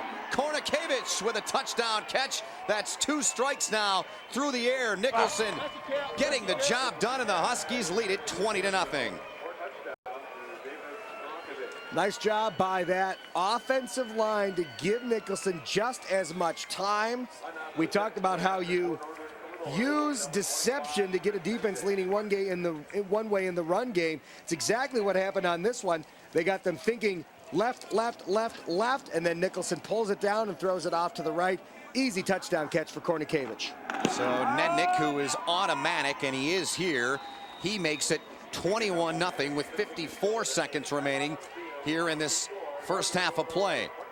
So the Huskies, they got a touchdown from Wolf, and now 2 through the air from Nicholson. Here's one more look, Rob. So you see everything is leaning one way. At the last minute, Nicholson turns the other way, gets it up to Kornikevich, and that is an easy 7 points. See everything, he's looking one way, spins around, flips it up, 2 defenders in pursuit. but couldn't do it. And Garrett Wolf, we talk about his running ability. How about just getting in the way of the defender just enough? Michael Richardson, the great linebacker, to get in his way, giving Nicholson the extra time to pull that one down. Well, Kornikevich had a couple of touchdowns a season ago. This one a mighty big one as he caps off a 78-yard drive, 9 plays, just 1 minute and 33 seconds. And Kornikevich, native of Goshen, Indiana, 6'3" and 255, a sophomore, getting the job done here today. Jeff Jennings' squad, well, Rob, you've touched on it a couple of times. Their defense has been good. Yeah, it's been good in terms of forcing turnovers. Been but good today. You got to get points off of those turnovers, and the folks from DeKalb have made their way here. They support this team on the road wherever we've been with the Husky squad. Now twice this year, outstanding contingency of people have traveled here and made their way. And a short kickoff, the 24. So Eastern Michigan will start from just shy of their own 35 with 45 seconds left here in the first half. Talking about those Huskies, I know we've got a nice contingency that have been paying attention. They're watching it on Comcast Sportsnet today. So real quickly to all the folks at Fatty's Bar and Grill and Pub in Illinois, that one's for you, folks. I know the Northern Illinois fans are having a great time, and they've been very supportive of their football team, and they're hoping nothing more than a victory today and hopefully a berth in a bowl game that they can travel to as well.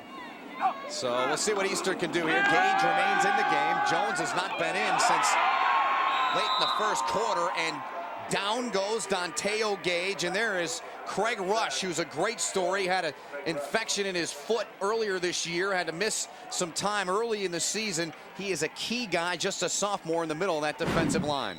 And this is just huge. Watch Rush coming in. It is really just going to be a bull rush, trying to get pressure on both sides on Danteo Gage. Just coming straight in from the outside. Nice job by the secondary as well to not let Danteo Gage get anywhere to throw that football. Well, there is Craig Rush. It was his ankle, his right ankle started swelling up, and they had to go in and take care of the infection in there, and he's come back, and he's been a force the last 4 or 5 weeks here for Northern Illinois on that defensive front as the Eagles make their way in, trailing by 3 touchdowns, 21-0 here at halftime. And Northern Illinois, well, they've had good balance so far today in this football game. 24 passes out of 43 plays, and Garrett Wolf in the first half, 19 rushes for 104 yards and a 2-yard touchdown.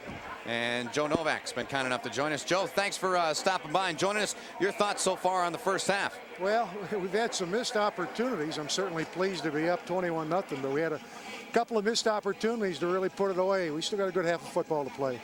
Well, Coach, I want to talk a little bit. You guys have been so good at not giving the ball up. You had those few interceptions inside the red zone. It didn't hurt you, but I'm sure that's something you're going to try and concentrate on in the second half. Well, it really is. We turned it over. We fumbled, almost lost a fumble. That's pretty uncharacteristic of us. We can't do that in the second half. Well, in terms of your quarterback, you and I talked earlier this week. You said, I don't think we're going to do much different. How do you rate Dan's play so far in half number 1, Joe? Well, some good and some bad. You know, he had a couple throws in there I wasn't crazy about, but he also had a few that were pretty darn good. So he just got to settle down and play sound. Joe, thanks for the time. We always appreciate it. Best of luck in the second half. Thanks, Coach. Joe Novak, the head coach of the Northern Illinois Huskies.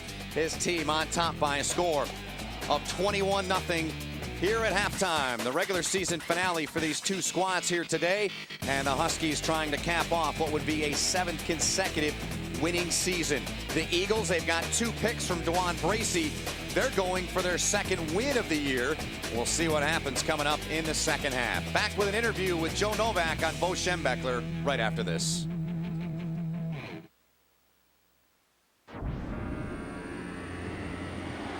College basketball returns to the hardwood on Comcast Sportsnet. All Big Ten standout guard Adam Haluska heads Iowa's potent attack. But Jeff Pendergraft leads an Arizona State team looking to make a statement on the national stage. The action returns to the hardwood tomorrow on Comcast Sportsnet. Bears fans can't get enough of your team? Then stick with Comcast Sportsnet all week long. Mondays, check in on the Bears press conference. Wednesdays and Thursdays, Bears Blitz is your source for the latest news and interviews. Thursdays, get a preview of the week's matchup on Countdown to Kickoff with Musa Muhammad. After every game, Pat Boyle and former Bears Jerry Azuma, Richard Dent, and Dan Jiggets recap all the action on U.S. Cellular Bears Post Game Live. And every night, Sports Night spends more time with the Bears. Bears coverage all week long, only on Comcast Sportsnet. No, I want to.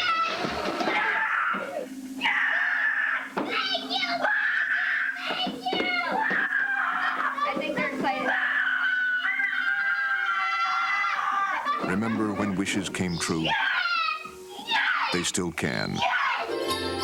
Introducing the BMW Holiday Wish Event. The best time of year to buy the new 328i sedan. Also available with X-Drive all-wheel drive technology. First dates, cocktail parties, weddings, meetings, business trips, second dates. You can wear a suit just about anywhere. Just don't always wear the same one. At Men's Warehouse, you can update your look with 100% wool suits starting at $200. You're gonna like the way you look. I guarantee it. Welcome back here to Ypsilanti, Michigan. Rynearson Stadium, the site of today's Mid-American Conference regular season finale between the visiting Northern Illinois Huskies and the home squad Eastern Michigan Eagles. Down here at field level, and we're glad to be joined by the head coach of the Northern Illinois University Huskies, Joe Novak, who back in the 60s played for the late, great Bo Schembechler. Of course, a lot of attention paid to that, not only around these parts this past week, but around the country. Joe, thought first from you on the passing of your former coach, Bo Schembechler. Well, we lost a great icon in the coaching profession. Great person. You know, just to hear everybody talk. You know, when you played for Bo, you know, it's just been the last couple of years I've lost my fear of him. And I'm not sure I really lost all of it, but great respect. When everybody talked about him, I was able to listen to some of the service they had for him, and everybody's great respect and love they had for Bo, even though he might have been tough as anybody on you. What do you remember most? What sticks out about playing for Bo back in the 60s at Miami? Well, a great charismatic person, a great speaker. Boy, he could give you a talk before a game to get you ready to run through a wall. But you love playing for him. He was tough. He was fair. But you know what, too? When he got away from the field and away from football, he had a tremendous sense of humor. He loved to tell stories. He loved to laugh. I think he loved people. I know he did. But just a great man. You told a good story on Monday. I heard at your press conference. You were talking about you were going to address your team on something that Bo used to say to you guys all the time. Tell us that story and explain what was behind it. Well, I think a lot of us. I know when we first got away from coach and went out on our own, and in some friends, other buddies of mine I had in coaching, at times when I'd hear us talk or hear other fellows talk, we all tried to sound like Bo. A lot of the things that came out of our mouth were Bo Schembechler. I still have a sign up in our locker room that anybody who played for Bo understands. Those who stay will be champions. We've put that up. I've had that around me for 40 years, so it's hard not to be around a guy like that and not have a lot of his personality in you. And I know one of the statements like those who will be champions who stay will be champions, but there was something else involving the team that you still carry with you today. Is that true? The team. It kind of, when I heard the fellas talk at the service, I remember his talk, and then I relayed that to our football team at practice that day. That he said the three most important parts of this game are team, and that's classic. I mean, it really is. That's what it's all about. It's not about the coaches. It's not about the star players. It's about the football team. And every decision, honestly, that I've made in my coaching career has always been with what's most important thing for the team. How many things are there that you've taken away from Bo? Can you count in terms of equating it to you coaching now, things you took from him as a player and a grad assistant? No, there's so many things. The way I coach, what I believe in tough, hard-nosed, physical football. That's Bo. A lot of the sayings. There's just so much of him. Like I said, you're not around a person like that for the amount of time I was lucky to be around him and not be affected by him. One more, if I can. You told me a good story the other day on the phone. part of your job as a graduate assistant. Do you mind sharing that story that you did at Miami or not? I'll be glad to. The coaches used to meet at 8 in the morning. They met late at night, so they came in at 8 in the morning. And the first thing the graduate assistants had to do is we had to go down to Tuffy's, down on the corner, a little walk down the road, and we had to get coffee, donuts, and cigars. And the coaches would sit around for about 2 hours and just laugh till, well, not always laugh. Sometimes they argued, told stories, had a great time. Then about 10 o'clock, they'd go to work. Then they'd stay in the office late at night, but they had such a great time. Great bonding. Jerry Hanlon and guys like Gary Mollers and guys like that, Jim Youngs, Larry Smiths. Some great guys were in that room when I had a chance to be in there. But that was our job to start the day, and they had such a great time coaching. Joe, we appreciate you taking the time and sharing your thoughts on the late, great Bo Schembechler. Best of luck the rest of this game, and hopefully for you guys, another game coming up. We'll see about that, though, but thanks for the time. Great. Appreciate it. Thank you. You're welcome. Joe Novak, the head coach of the Northern Illinois University Huskies, a one-time player under the late, great Bo Schembechler. We'll continue on with our halftime here on Comcast Local. We'll be back after this short but important timeout. The Arby's Market Fresh Reuben Sandwich. It's your choice of thinly sliced corned beef or turkey with delicious melted Swiss, Thousand Island dressing, and sauerkraut, all served on thick-cut toasted marble rye. It's one sandwich that'll have you saying, I'm thinking Arby's.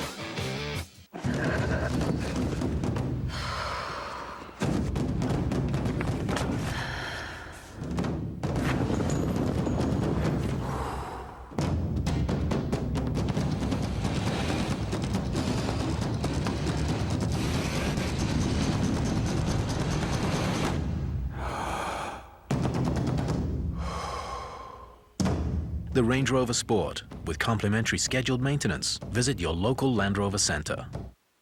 College basketball returns to the hardwood on Comcast Sportsnet.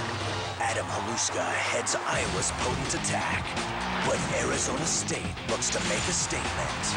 The action returns tomorrow on Comcast Sportsnet. Diamonds. The Jewelry Exchange imports diamonds direct from site holders. We have thousands, most GIA or EGL certified and guaranteed the lowest price. Compare the top chain stores 1-carat imperfect diamond for $47.99 with our certified ISI quality for $2,900. 1-carat solitaires are $5.99, half-carat fancies $3.99. The Jewelry Exchange has thousands of mountings and your diamond is set while you watch. 3-stone semi-mounts are $99. Buy factory direct and save. The Jewelry Exchange in Villa Park. Every Thursday night, catch Countdown to Kickoff with Musa Muhammad on Comcast Sportsnet. Pat Boylan, the Bears' go-to receiver, bring you a complete preview of this week's game. Countdown to Kickoff with Musa Muhammad, presented by IPA, Thursday nights at 9:30 on Comcast Sportsnet. The Arby's Market Fresh Reuben Sandwich. It's your choice of thinly sliced corned beef or turkey with delicious melted Swiss, Thousand Island dressing, and sauerkraut, all served on thick-cut toasted marble rye. It's one sandwich that'll have you saying, I'm thinking Arby's. Back here in Ypsilanti, Michigan, Rynearson Stadium, halftime as Northern Illinois is on top of Eastern Michigan by 3 touchdowns. 21-0 our score. Rob, take us through the first half highlights. Plenty to look at, for sure, for Northern Illinois, first and foremost. Well, you got to start with Garrett Wolf, 19 carries, 104 yards. They slowed him down early in the first quarter, but then he just started getting momentum. This is a big one here. Cuts it back across the middle, stays on his feet. For a touchdown, no. It was reviewed. They said he was down to the 2, but the very next play, Garrett Wolf behind that big hoss of an offensive line pushes his way into the end zone. 7-0 Northern Illinois. Also, downside what Dan Nicholson's doing, but he had a couple of passes intercepted that weren't his fault. This one right through the hands of Marcus Perez into Dwan Bracey's gut. Beautiful return for Dwan Bracey. That interception, unfortunately for the Eagles, didn't turn into any points. Dan Nicholson, how about again in the red zone? Gets tipped at the line of scrimmage, off another receiver, into the gut of Dwan Bracey. Another interception, but just a couple of plays later, the Eastern Michigan Eagles give it right back. Blevins with the carry. Beautiful hit from Uchig coming up on this one. It's a fumble recovered by the Huskies. They turn around. Nicholson, beautifully timed pass into MPZ, into the end zone. And that's a great catch, keeping the feet down, making sure he's in the end zone. And it's 14-0 Huskies at this point. Coming up the next drive, Garrett Wolf gets a beautiful shot. Almost fumbles this one, but the offensive lineman falls on it. Because of that, we stay in the same drive. Fake to the left. Easy fade to the right to Kornikevich. Again, everything going one way. You get the defense running away from your big tight end. He comes down with the ball in the end zone. 21-0 at the end of the first half for the Northern Illinois Huskies. All right, let's take a look at the first half numbers. The rushing yards, all Garrett Wolf, 104 yards, Rob. And he needs just 2 yards now to move into 10th all-time in the NCAA rushing record book. He'll move past Archie Griffin with 2 more yards here today against Eastern Michigan. The one stat I want you to look at, 79 total yards. Michigan University. Yeah, the Eagles defense has given up almost 300, but with the turnovers and some nice special teams play, Dwan Bracey had a nice punt return late there in the second quarter. The defense and special teams, I think, have done their job today.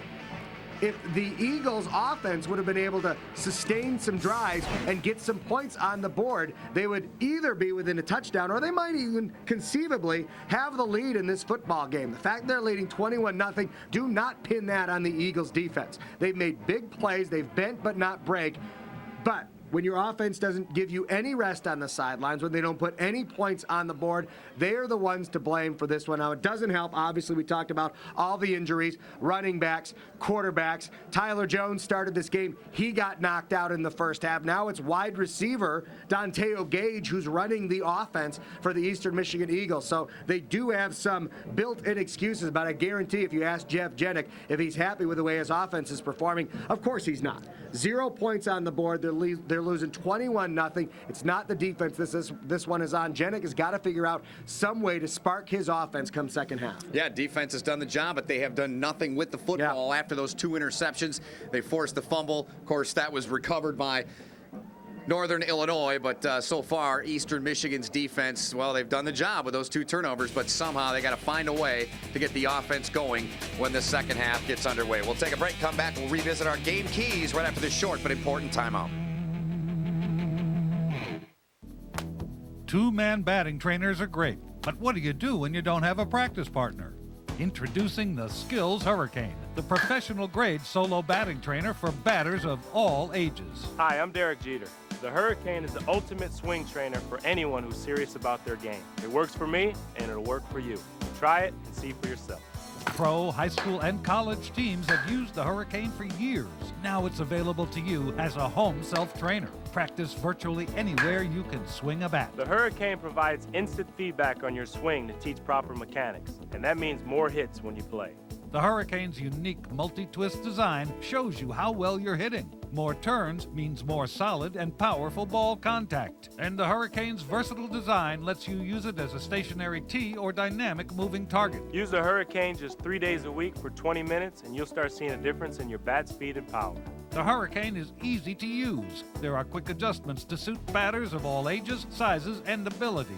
It's heavy duty. You can practice inside or out. And it's perfect for both baseball and softball practice.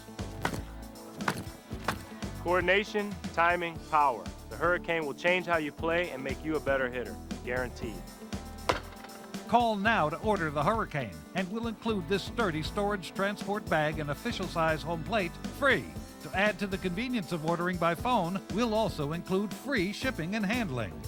Order now, and as a TV bonus, you will receive a special offer from Sports Illustrated Kids, the #1 magazine for aspiring athletes.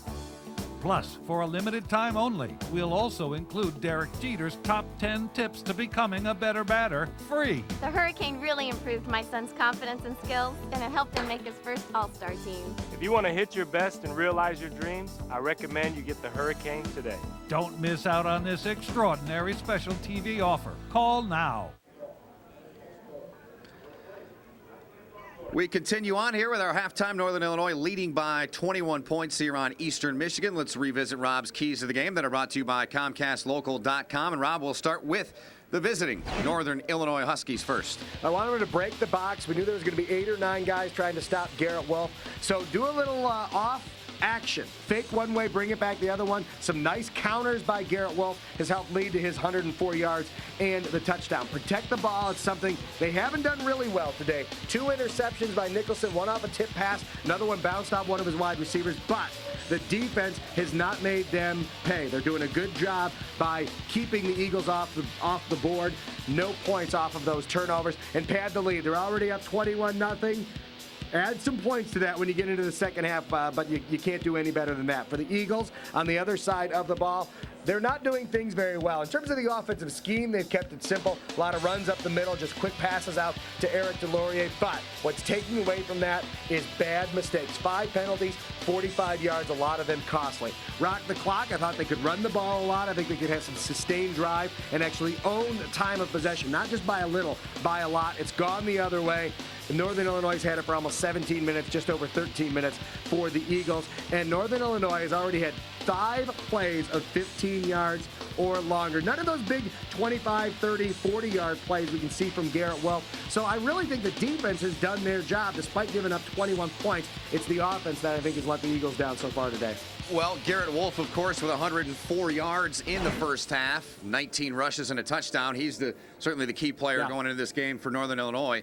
For Eastern Michigan, Eric DeLaurier, just 3 catches, 27 yards. They've got to find a way to get Edie the football more in the second. There's no doubt about it, and they tried. Danteo Gage out there playing quarterback had 4 straight passes that went to Eric DeLaurier. 3 of them were incomplete. So it really was a tough job for Danteo Gage to come in, normally a wide receiver, but he's got to do better here in the second half for Jeff Janik. All right, speaking of Jeff Janik, let's head downstairs. He's been kind enough to join us here. Jeff, what'd you tell your football team there at halftime, if you don't mind shedding a little light on that topic? All right, well, we're having technical problems with Jeff Janik. We apologize, and we'll take a break and come back with more right after this here from Rynearson Stadium in Ypsilanti, Michigan, with Northern Illinois leading 21-0. We're challenging Honda and Toyota head-on at the Hyundai Challenge Year-End Sales Event.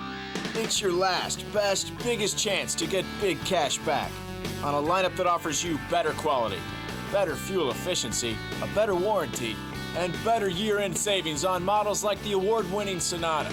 We're up to the challenge, and you'll put big cash back in your pocket, but only if you hurry.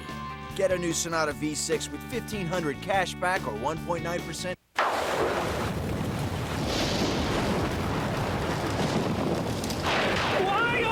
Suffering! If you did not know suffering, you would not know happiness. I just want to watch the game. There is a peaceful solution. You mean like Comcast? Correct. Who orders a dish in the city of wind? Add Comcast Digital Voice for as low as $33 a month. Call 1-888-4-BEST-TV. There's a place where college never ends. Fox College. Powerhouse conferences, news from around the NCAA, plus the hottest coaches' shows. It's a special preview that allows you to enjoy the best for free, only on Fox College Sports.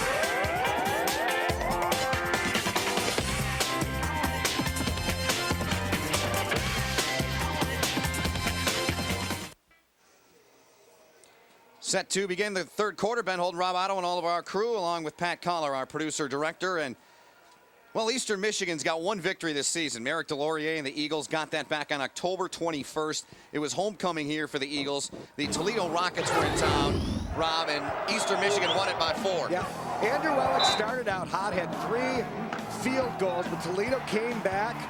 Nice run to the outside here. They get within 9-7 after this field goal. But the problem was that was the extra point. You see Jeff Janik saying, I never called that before. It's because they called center interference. They decided to go for 2, which is a little shocking, and they don't get it. And then watch this. The ball pops out. That is Darren Matthews who runs it back. And that actually cuts the deficit to 13-11 for Eastern Michigan. And then Pierre Walker, who got hurt, is no longer playing for this team, gets the touchdown. Eagles go for two. They can't get it. There's a bright young man right there, shining star. His coach is coming over and talking to him. 17-13, the only win of the season for Jeff Jenick and the Eastern Michigan Eagles. Well, this football team, the defense is out on the field as Northern Illinois getting the football here to start this third quarter. The Huskies on the season with a record of 6-5 and 4-3 in the Mid-American Conference. Big win for them last week at home against Central Michigan. They really put it to the Chippewas, winning 31-10. Garrett Wolf in that contest rushed for 203 yards and 3 touchdowns. Nicholson, a great first half. His completions, well, they tie the season high for Northern Illinois quarterback Phil Horvath did that against Ball State, so quite a half turned in by the young man from Chicago, Nicholson, and another young man from Chicago, Garrett Wolf, there taken down. Penalty flag on the play. We've got a face mask late on this one. They bring Garrett Wolf down. I think I saw his head snap back a little right there. And that's holding on to it a bit. They might give them the 15-yard penalty here on the Eagles. At the very least, it's going to be 5. Remains first down. What it is. 5-yard variety in that face mask. Darren Matthews, part of the Eastern Michigan linebacking core that entering this game was 14 tackles shy of 300. Just a very good group, all 3 linebackers. Holtzclaw, the sophomore, in the middle. Matthews and Richardson, the outside backers, and those 3 have been outstanding for the Eagles all year. Wolf, he's got room up the middle. Garrett Wolf, he's yet to really break a long one in this football game, but he'll break off about 18 yards on that carry right there, will Garrett Wolf.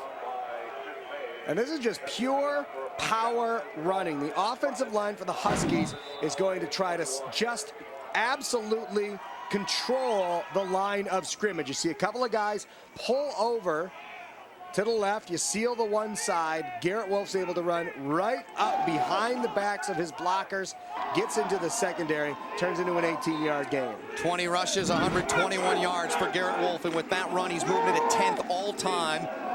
Moving past Archie Griffin from Ohio State. That pass is incomplete near midfield. And a 2nd and down is upcoming. Britt Davis, the intended target. Also Garrett Wolf's 22nd career 100-yard game. That is a new Northern Illinois school record. And he's 3 for 3 against Eastern Michigan. He had 325 back in 04, 05, 153, and today 121 and counting. The nation's leading rusher, Garrett Wolf, senior from Chicago, Illinois. 7 yards behind the line of scrimmages. Wolf, first minute and change here in this third quarter. Davis, Bracey, go! Would have been his 3rd pick, and he certainly had it, and it goes out of bounds. It's ruled incomplete. You get Bracey Walker and Britt Davis both arriving at this ball at the same time. It's Walker trying to pull, Dwan Bracey trying to pull this ball away right at the end from Britt Davis. And it just flies out of both of their hands out of bounds. Well, Bracey's had quite a day. 2 picks. Davis, 8 catches, 79 yards. Davis that's the 45, and he gets inside the 40. He was chased out by Chris May, and Davis closing in on another 100-yard day, a pickup of 21. So already here, there were 5 plays of 15 yards or longer by Northern Illinois in the first half. They've got 2 on this drive alone. Quick crossing pattern. Nicholson has to get rid of it. Actually throws that ball a bit behind Britt Davis, but he adjusts well, catches it on the hip, gets around to the outside, and now has a 100-yard receiving day as Britt Davis. Someone said it was closing in on it. He's right on it. He closed in on it very well. Right at the C-note mark, and he has had a couple of big football games this year, catching the pigskin. Here's Wolf. He has got a ton of real estate outside. He'll get down near the 20. He lost the football, and it was knocked out of there. There was a Husky coming in from the left side of that pile, and May is saying the Eagles have it. Indeed, the early indication is Eastern Michigan does have it, and now the official indication is they have it. And who's at the bottom of the pile? Dwan Bracey comes up. The third time he has caused a turnover in this game. I think it actually might have been May, number 22, Chris May. Watch him near the end of this play. Pull the ball out. No, it was actually Bracey. It was Dwan Bracey. The third turnover caused by Bracey today. Number 4 right there, rips the ball out, ends up falling on it. And that's a turnover. Another turnover for the Huskies. Just the 4th lost fumble of the season for Northern Illinois. Danteo Gage will pick up a couple yards here as Craig Rush is in there, number 99, and trying to unpile and get untangled in there is Rush. Guy we haven't said his name today defensively for Northern Illinois is their fine defensive end, number 51, Larry English. Yet to really call his name at all. He came in 2nd in the Mid-American Conference in sacks, 13th in the nation, and just 2 away from the all-time single-season record at Northern Illinois. He's on that right end, and this pass is 5 yards beyond Eric Delorier. 3rd down upcoming. Supposed to be a quick out and up for Delorier, but a nice job by Melvin Rice, the cornerback, as Delorier is trying to make his move. The defensive back chucked Delorier, and this is earlier in the game. This is a carry. The last time we saw Tyler Jones on the field, he gets absolutely rocked on that 1st down carry, and he has not been back in the game since. You saw him kind of writhing in pain afterwards. So Danteo Gage, who started the season as a wide receiver, then a running back, is now playing quarterback for the Eagles. 4th catch of the day for Delorier, and he's now averaging 7 yards a catch. 4 for 28 for Eric Delorier. And a good defensive stand turned in by Northern Illinois there. Brings on the punting unit led by the sophomore Zach Johnson as the Huskies make their way off the field. Keenan Blaylark, Ken West up front there. Blaylark, one of their linebackers, along with McCarthy and the youngster Hansen. Simon back at his 35. Wave everybody off and let this go. It'll bounce out of bounds. And Northern Illinois, with 11:41 left in this 3rd quarter, will have the football once again after this short timeout. Jeff Jenick's squad, they force another turnover, but cannot cash in. They continue to lead 21-0 here on Comcast Local. Tonight, Ben Wallace leads the charge for the Bulls when they head into the city of brotherly love for a matchup with Allen Iverson and the Sixers. Coverage starts with Bulls Pregame Live presented by AT&T Yellow Pages. Bulls Sixers tonight at 6 on Comcast Sportsnet Plus. Hi, I'm Jim Thome. Want to know what makes a winning team? A great lineup, outstanding performance, and numbers nobody can beat. Expect the best, get the best. At Schaumburg Dodge. For the first time ever, Schaumburg Dodge is offering 0% financing for 72 months on their most popular 2006 vehicles, like Dodge Caravan, Ram trucks, and Durango. Savings, service, and selection go with the fan favorite at Schaumburg Dodge. Your #1 team for your next car, truck, or SUV. On Gulf Road. Tonight, it's a big-time matchup north of the border as Marty LaPointe and the Hawks battle the Oilers in Edmonton. Coverage starts with IPA Blackhawks Pregame Live. Hawks Oilers tonight at 7:30 on Comcast Sportsnet. 11:41 to go in the 3rd. Ben Holden along with Rob Otto and all of our crew. Tyler Jones there on the left, who started this game at quarterback, knocked from the game. Last week at Kent State, Jones started the game at tailback, ended the game at quarterback when Andy Schmidt went down, who's on the right of your screen there with the sling on the right arm. So it's been an injury-plagued season, certainly for Eastern Michigan, and certainly they've pushed a lot of turnovers. Yeah, no doubt about it. On both sides of them, Eastern Michigan has managed a couple of interceptions. Dwan Bracey's been a turnover machine today. Got that one at about the 1-yard line. This ball is tipped off the hands of Nicholson. Bracey once again pulls this one down.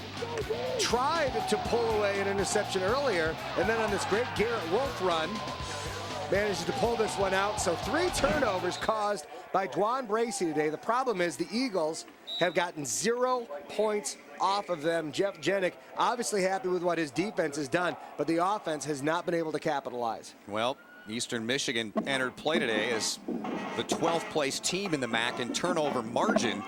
certainly helping their cause here today. Now up to 14 turnovers gained on the season, 20 lost. Here is Wolf looking for some room. He'll swing outside behind Doug Free, number 62. Matthews wrote him down. Wyatt helped out. He is about 2 yards shy of the first down. Is Garrett Wolf. It'll be 3rd and 2 for the Huskies. Another nice job of just reading where his blockers are giving him room. Garrett Wolf, this play is designed to go up and inside on the left side of the line. Instead, he gets up there, notices he's got room to the outside, gets to the outside, and that's eventually where Darren Matthews caught him on the outside. Darren Matthews, a junior out of Redford, Michigan. He's the pride of Thurston High School these days, Rob, is Darren Matthews. Right in your neck of the woods. That's right around the corner from my house, actually. What a move by Wolf. He continues to amaze. He picks up the first down and then some into Eastern Michigan territory, does Garrett Wolf. So what the Eagles were thinking they had to do today, moving the chains, keeping drives going, chewing up the clock. Instead, that's what the Huskies have done behind the very powerful legs of that young man, Garrett Wolf. Again, a nice job. You see all the blocking is going to the right, but Garrett Wolf cuts it back to the left. He's been using those cutback lanes so effectively today, and it has turned into a day of 24 carries, 154 yards, and 1 touchdown so far for Garrett Wolf. Well, the second best rushing total Wolf has been able to amass in his 3 meetings with Eastern Michigan. 325 in 2004, 153 last year, and he's getting a breather right now with 9:42 to go in the 3rd quarter. Ball spotted at the 49-yard line. Nicholson 21 of 27, 214 yards and 2 touchdowns. One to Perez, the other to Kornikevich. Pick up 3 on that carry. Will the Huskies. There's Kevin Howe, senior team captain, the defensive captain from Grand Haven, Michigan. Eastern Michigan defensive line. They have 3 converted tight ends. Yeah. Kevin Howe's one of them. Every time you turn around, they're taking a tight end and turn him into a defensive lineman here at Eastern Michigan University. But with the results that they have gotten, that defensive line has been very, very good the last few seasons. And so I can see he's probably out scouting some tight ends right now. He's going to turn into defensive lineman as Jeff Jenick. Well, timeout's been taken by Dan Nicholson and the Huskies. 8:52 left here in the 3rd. We'll take a timeout as well. Great to have you with us wherever you're watching today here. Happy holidays.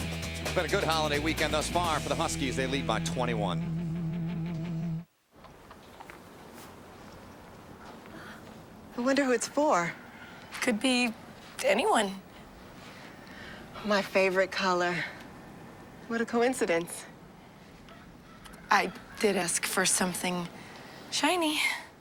It's that time of year again when you'll find exceptional values on your favorite Lexus vehicles. Well, I have some things to do inside. Me too. See your Chicago area and Northwest Indiana Lexus dealer. So where's Dale? Oh, he and Ed went to pick up a trailer at Tractor Supply to run some animals over to the Christmas pageant. Well, that was nice of him. Of course, they don't know it yet, but I also volunteered him to help out once they get there.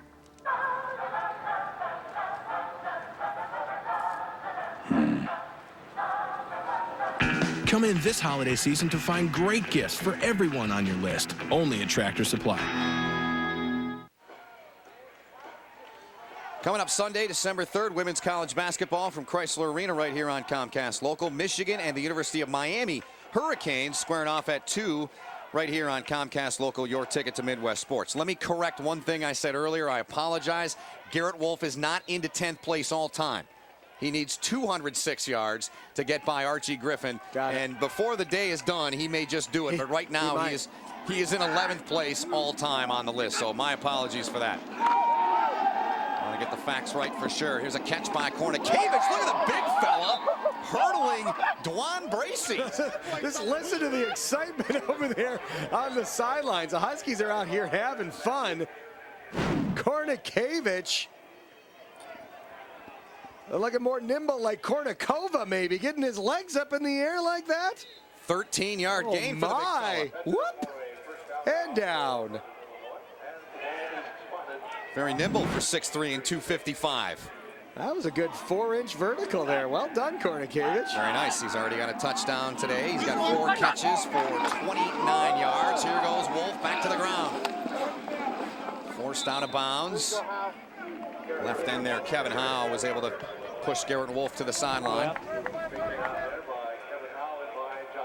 Earlier this week announced that the finalists were out for the Doak Walker Award. Garrett Wolf not among those finalists. I think it's a travesty in my opinion. I think he should be one of the 3 guys that is up for the nation's top running back. He leads the country in rushing. He's had the top 2 rushing games of 06, 353. And then that's top 15 all time. Yes. 353 yards. Exactly. I really think he should be one of those finalists, but he's not.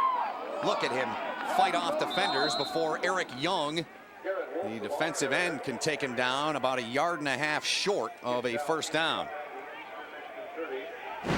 Offensive line just really having their way. Garrett Wolf was able to pick his spots. What a great move to the side there to avoid Michael Richardson.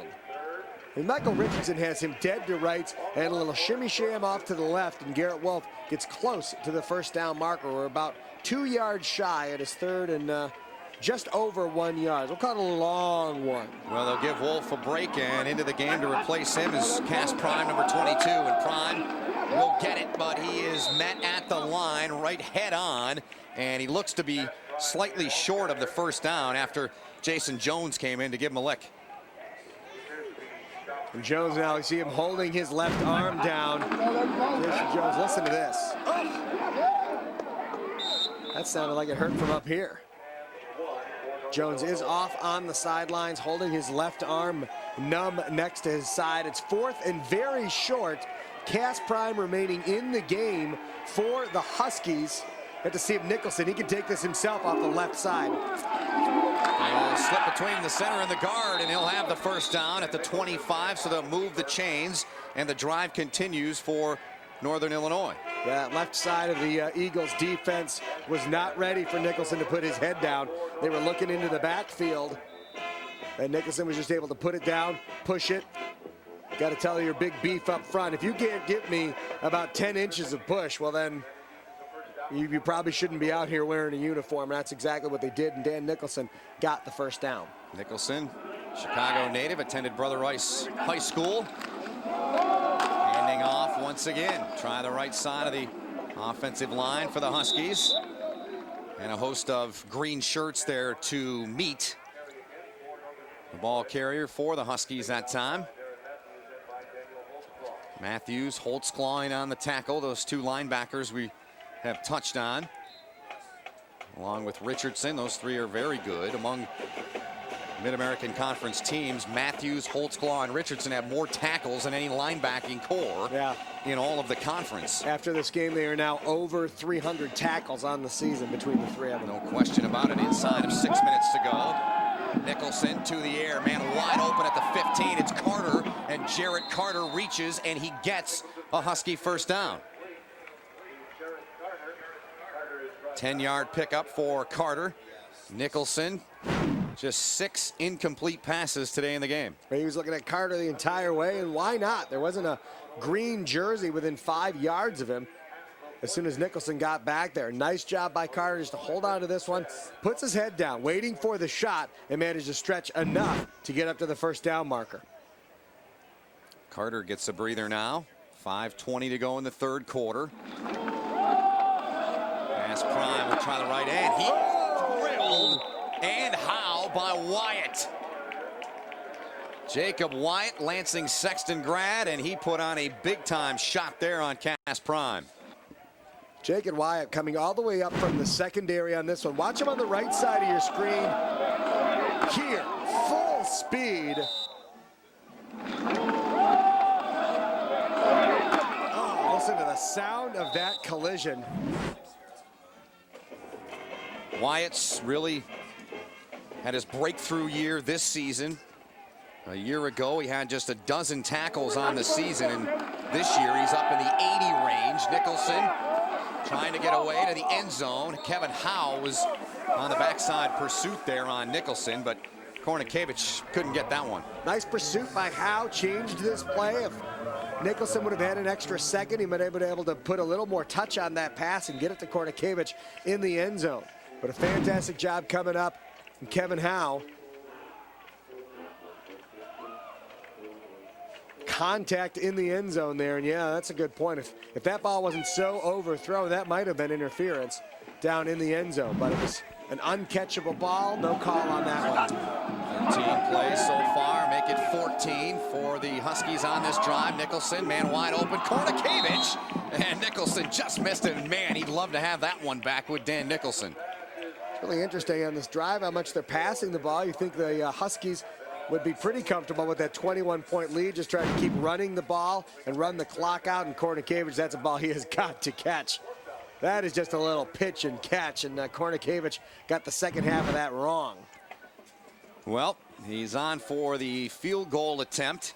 It'll be a 32-yard try for Chris Nendick, who is first in scoring amongst Mid-American Conference kickers with 85 points coming into the game. And Nendick up and good, and it's now 24-0 in favor of Northern Illinois. We'll take a break, come back as Eastern Michigan will try to get something going offensively.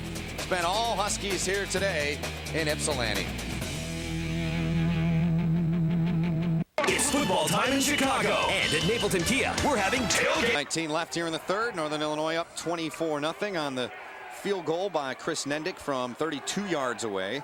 Nendick earlier this year, Rob, had a 19-point game against Temple, and well, a lot of people this year had beaten up on Temple, but that was a game, the second game of the year, in fact, that the Northern Illinois punter, who we have yet to see now in our second game, in action. Didn't punt at Ball State. We think they have a punter. We just never seen him. We see one on the depth chart, but we have yet to see their punter yet. Well, let's take a look at the Mid-American Conference standings when play started today. Central Michigan in action. They are on the road at Buffalo. Western Michigan is on the road at Akron. A 3:30 kick there. Northern Illinois lost to both, or they lost to Western. Those two teams, Central Michigan, though, they came back and got a victory against. And Western Michigan really had the game plan. They had the mold of finding a way to stop Garrett Wolf, and they certainly did. 18 rushes, 25 yards. And you see Ball State, Toledo, and Eastern Michigan rounding out the West Division standings. So that 6-5 record is enough for Northern Illinois to be bowl eligible, but if they get that 7th win, it would obviously look a lot more impressive, and it would be a lot easier for them to get a bowl bid. Anyone out there looking for an at-large team, or if they've got a conference affiliation that conference doesn't have enough bowl eligible teams, got to take a 7-win team before you ever start looking at a 6-win team. So it become more likely, if Northern Illinois can hold on and win this game, that they can get on out and get a bowl bid somewhere. It's not extremely likely, but it's going to be more possible with a victory than a loss today. No question about it. In the air off the foot of Chris Nendick, and the Eagles, well, they thought about it, and now they'll just take a knee as Bracey came back and said, don't even think about bringing that out. We'll take it at the 20. So Danteo Gage set to come back in, and the possessions for the Eagles, well, it has not been pretty. Wow. 5 of their 8 possessions ended either on a 3-and-out without getting a single first down, or ended on a turnover. 5 out of 8 possessions today. It's not how you take advantage of the other team's mistakes. Danteo Gage, 3 of 8 through the air for just 24 yards. He has rushed 6 times for 6 yards. Delorier, 4 catches, 28 yards for ED. Gage will keep it, and Craig Rush was right on his back, but he picks up about 5 on the carry, does Danteo Gage. And it almost looked like Rush was carrying Danteo Gage down the field at the end there. Yeah. He grabbed a hold of him, and then it was the weight right here. It's as much Rush's weight that pushes Danteo Gage forward. You see Rush trying to get in there and strip the ball out, but Danteo Gage held it, and that's a 6-yard gain. Well, Rush goes 260, and Danteo Gage 185. They give him 6, in fact, on the carry.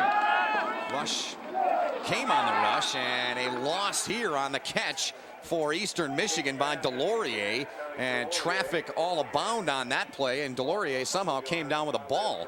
Well, it's too bad this didn't work better, because this is a beautiful play call by Eastern Michigan University. You see you're getting extra pressure up the middle here and around each end, so it's a perfect time to throw a ball, a quick screen into the flat with all that pressure up front, but just a nice job by the secondary to keep their eye on Eric DeLaurier. Third down, Gage, pressure, nowhere to go, and they get him in the backfield inside the 20-yard line.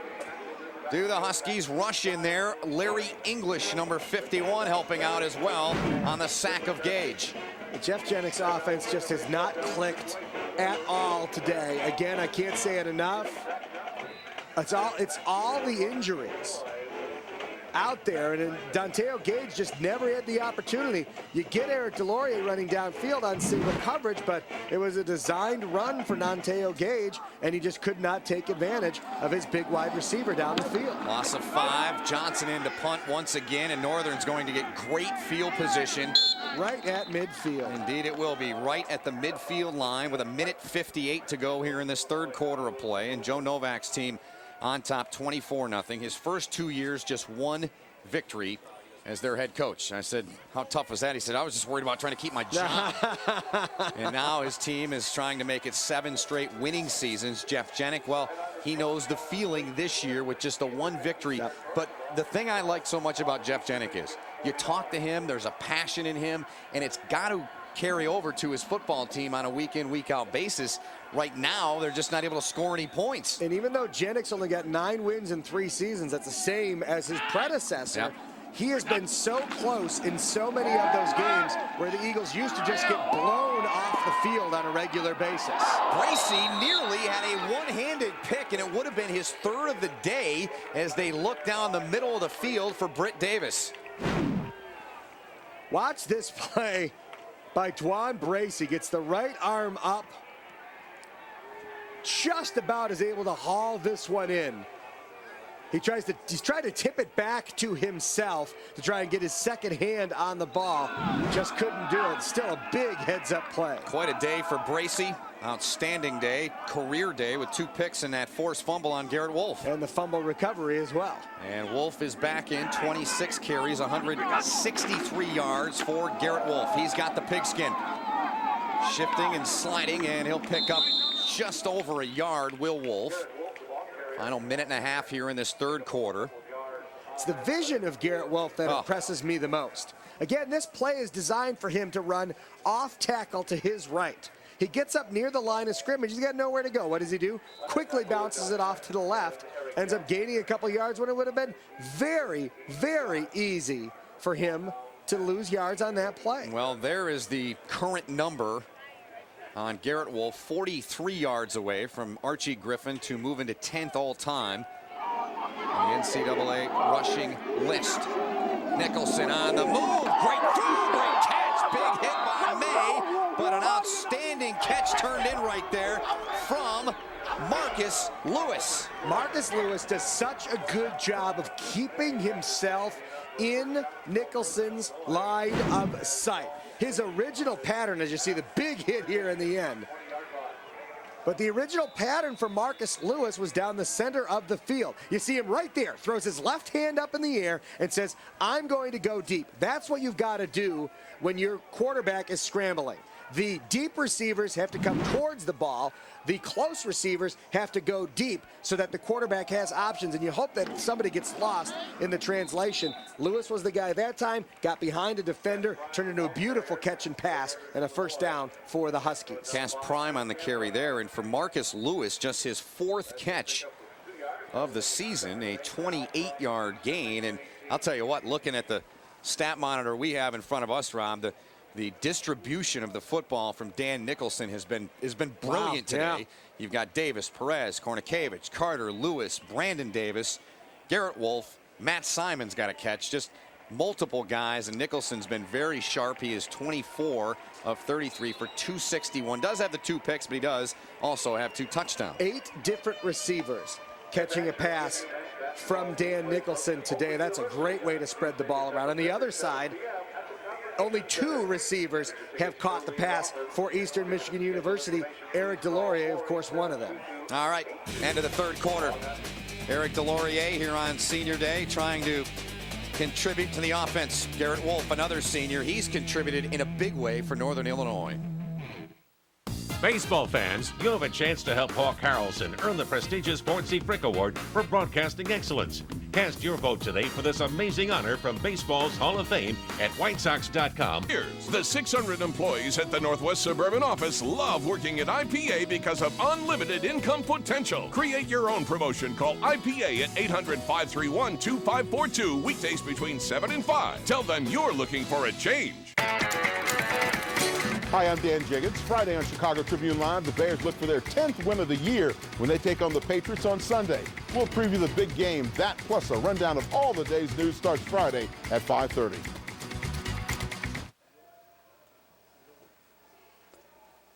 Back here in Ypsilanti, coming up on Sunday, December 3rd, it's live Major Indoor Soccer League action. The Detroit Ignition, they take on the California Cougars from Capiora Sports Arena coming up at 4:30. That's Sunday, December 3rd, right here on Comcast Local. So after 3 quarters, Northern Illinois leads 24-0. Cass Prime, the lone setback, play fake from Nicholson. He'll roll, he'll fire, it's caught and then dropped. A good play. Bracey has been all over the joint today, Rob. Todd Bracey's been all world in this football game today. I mean, Dwan Bracey's he's personally gotten 3 turnovers away. And watch him right here, number 4. Soon as the pass is thrown, comes in contact right when that ball hits the receiver. Great job by Dwan Bracey. Nicely done there as he was covering Reed Cunningham, 6'4" tight end. Plenty of time for Nicholson. And that is nearly intercepted by the other cornerback, Blake Smith. That's really one of the first passes I can say from Dan Nicholson today. It was just a bad pass. Yeah, I would agree with you. I mean, he's had a couple overthrown, but this is just nowhere near where he wanted to deliver this football. Nowhere near where that ball could have been, and that could have easily been intercepted by Smith. So that'll bring up Chris Nendick once again on 4th and 8. A 35-yard attempt. He nailed a 32-yarder into the third quarter. And Nendick on to attempt this. And it is no good, but there is a penalty flag around the 20-yard line to the near side of the football field, and Raymond Vaughn will have to give us this indication. The penalty is on Eastern Michigan. So again, another Husky mistake, a missed field goal, and the Eagles are giving him a second shot. It's just been that kind of day for Jeff Janik in Eastern Michigan. Offsides, number 14 on the defense. 5 yards, repeat 4th down. Blake Smith. So for the Eagles, in terms of the penalty department, half a dozen in the contest for the Eagles thus far. 50 yards on 6 penalties. Yep, and they'll move it up. And it'll be a 30-yard attempt now for Chris Nendick. First minute of the 4th quarter. And Nendick makes it 27-0. 14:39 to go in this 4th quarter of play. We'll take a break here from Ypsilanti. Eastern Michigan will get the football once again. We'll see what the Eagles do when we come back right after this.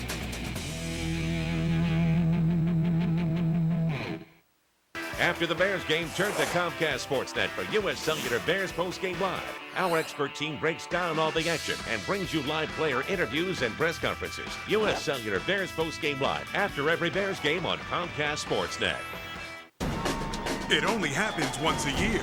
The Chevy Red Tag event. With the best deals of the season. The price on the tag is the price you'll pay. Now, 07 Chevy vehicles from Avail to Corvette Z06 come with the GM 100,000-mile warranty. Combined with roadside assistance and courtesy transportation, it's the best coverage in America. See some red, save some green. Log on now to ChevyDriveChicago.com. Check us out today. Every night, there's only one show devoted to the true Chicago sports fan. Land Rover Sports Night on Comcast Sportsnet. All the highlights, all the interviews, all the big stories. Land Rover Sports Night, nightly at 6:30 on Comcast Sportsnet.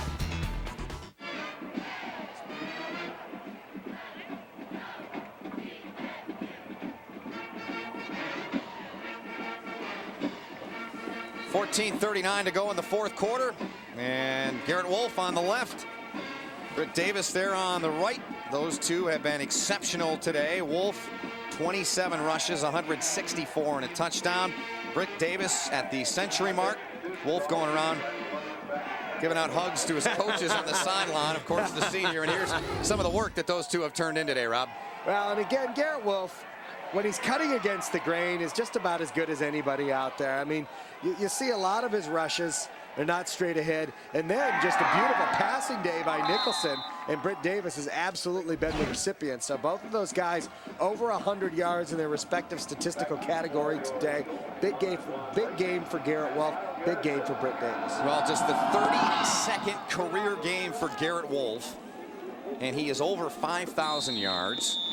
He needed 21 carries to set the NCAA record for all-time rushing per carry average. D'Angelo Williams, now of the Carolina Panthers, own that. That's in your career. Wolf has done that. Again, there are just not enough adjectives to describe this young man who is just, he's a better person, Rob, than he is a football player to me. That's saying a lot because he's a hell of a football player. Just a genuine young man. He's very, very humble. Had to go through a lot just into school and stay in school, and now he's become one of the greats. And Larry English with the sack right there. And English, who's been chasing some records of his own in the sack department. He needed 2 to tie for first all-time in Northern Illinois single season history. And English getting to the quarterback in a hurry.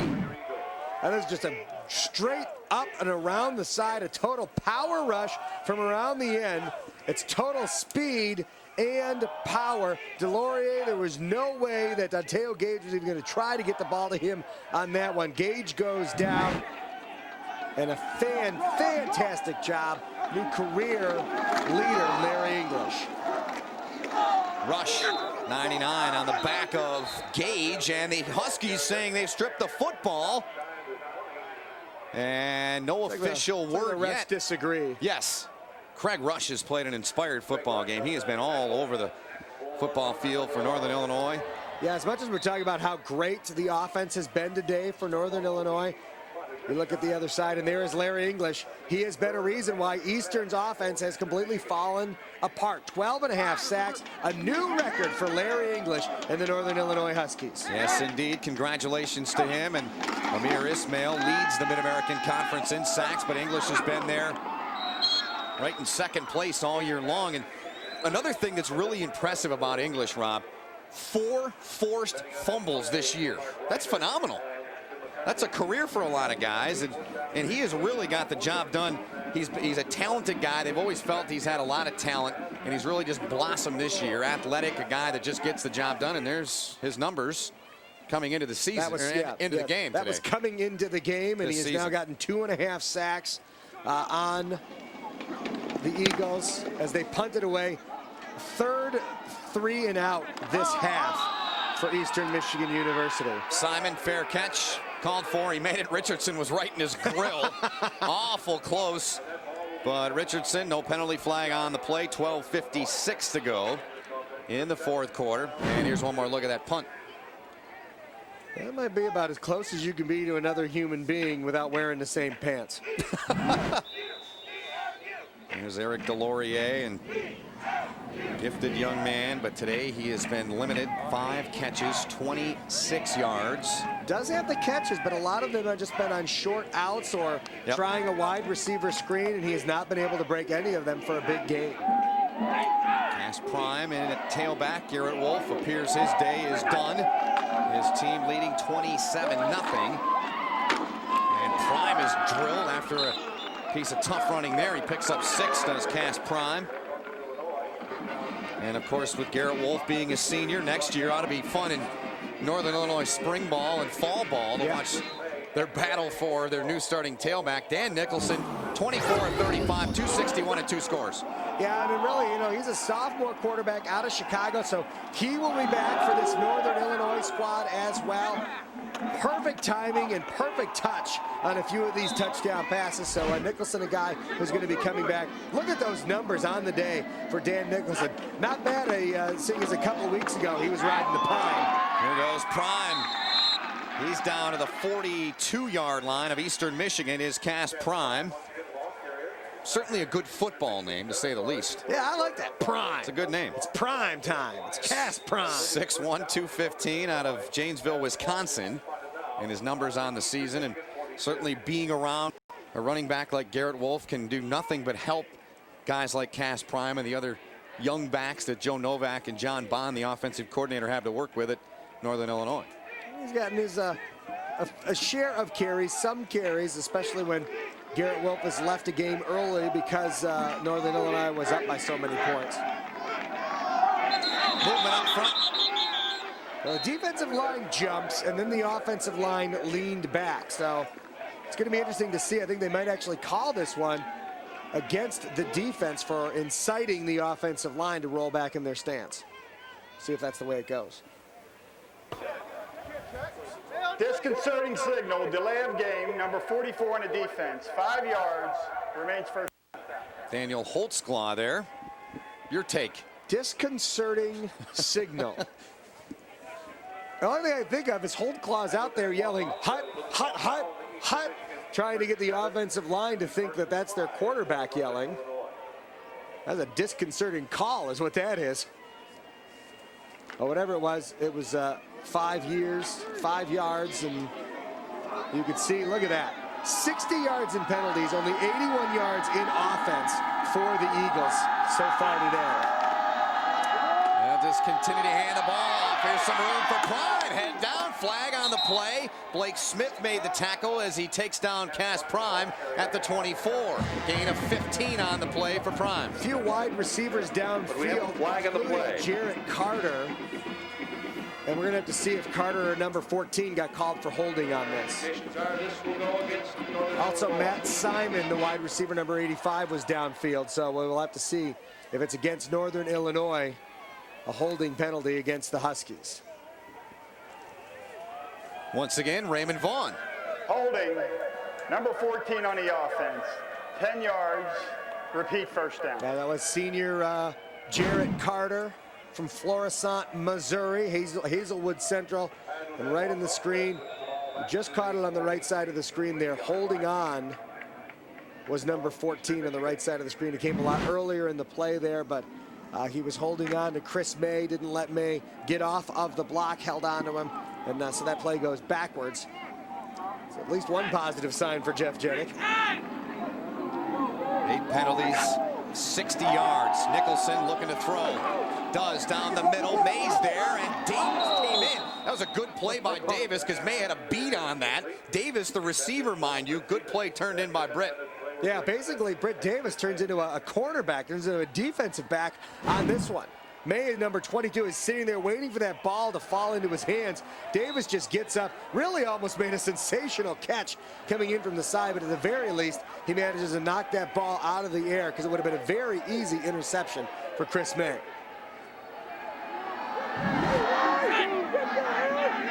From the 42, 2nd down and 11. Pressure and the ball. This one is picked off by May. He gets it at the 30-yard line, does Chris May. The Florida native comes up with a big play as Josh Hunt was applying that pressure back there on Dan Nicholson. Nice job by the defensive line. The defensive line causes this interception. The pressure coming in, this is a play that you fake to the left for Northern Illinois, then you roll back to your right for Nicholson. Josh Hunt, you're going to see the fake is going to be this way, bringing the safety over, but then Josh Hunt comes around this side, gets the pressure on Nicholson, and allows May to camp back there. Watch Hunt, you going to the left? No, here comes Hunt right up. Nice pressure, hits his arm, and Chris May comes down with the interception. All right, we'll take a break and come back as we continue on here in the 4th quarter. A big interception turned in by Chris May. We're back after this. Tonight, Ben Wallace leads the charge for the Bulls when they head into the city of brotherly love for a matchup with Allen Iverson and the Sixers. Coverage starts with Bulls Pre-Game Live presented by AT&T Yellow Pages. Bulls Sixers tonight at 6 on Comcast Sportsnet Plus. The completely redesigned 07 Mitsubishi Outlander will out everything, outselling everything in its class internationally. The 07 Outlander is in at Max Matson Mitsubishi. In fact, Max Matson is outstocking and outpricing the competition. Get an ES Anniversary Edition, factory launch priced at $19,990. And this out-of-sight compact SUV outseats the competition with room for 7. The 07 Mitsubishi Outlander, priced at $19,990. At Max Matson Mitsubishi's 3 Driven to Thrill locations. In Focus on FSN with Dick Enberg. Their record-breaking season set the bar for NBA greatness. The unforgettable story that sparked their historical run. In Focus on FSN, Sunday on Comcast Sportsnet. Josh Hunt on that last play with the pressure to the head of Dan Nicholson there, and then that forced the ball to kind of change flight. And Chris May, who nearly picked off the pass prior to that, came up with the interception. And for May, his second pick of the year, he's the leader back there in the secondary in terms of tackles for Eastern Michigan. Can the Eagles do anything with the football offensively and send it out to the near side? It's caught by Ja'Cory Stone. First time we've called his name on the receiving end of a pass today. Native of Cleveland, Ohio. I'm sure he learned a thing or two from Ted Ginn's dad at Glenville High School down there in Cleveland. Probably did. Only the second time we've called any receiver besides Eric Delorier. The only other reception of the day went to Blevins, the tailback. Eagles 85 yards of offense thus far, and Delorier makes the catch. Flag behind the play. The play stands. Delorier will be 3 yards short of a first down. It's a very late flag. It's on Northern Illinois. Was it roughing the passer? Is that what it was? Yes. All right. Go against Northern Illinois on that tackle, Tim McCarthy. So that will give the Eagles the first down. 9.5 minutes left in the football game. Northern leading by 27. We'll move the chains, and Raymond Vaughn will give us the official word here. Roughing the passer, number 51 on the defense, 15 yards, automatic first down. Larry English really wanted to add to his school record of sacks and got a little overzealous. Watch on the left edge of the screen. After the pass, 1, 2 steps. Yeah, that was kind of borderline, but still, you want to protect those passers. Joe Novak probably not happy that his club has 5 penalties for 42 yards so far today. Corey Stone, 1 catch, 4 yards in the football game. Clock moving. 9 minutes to go in the fourth. Northern trying to make it 7-5 and 5-3 in the MAC West.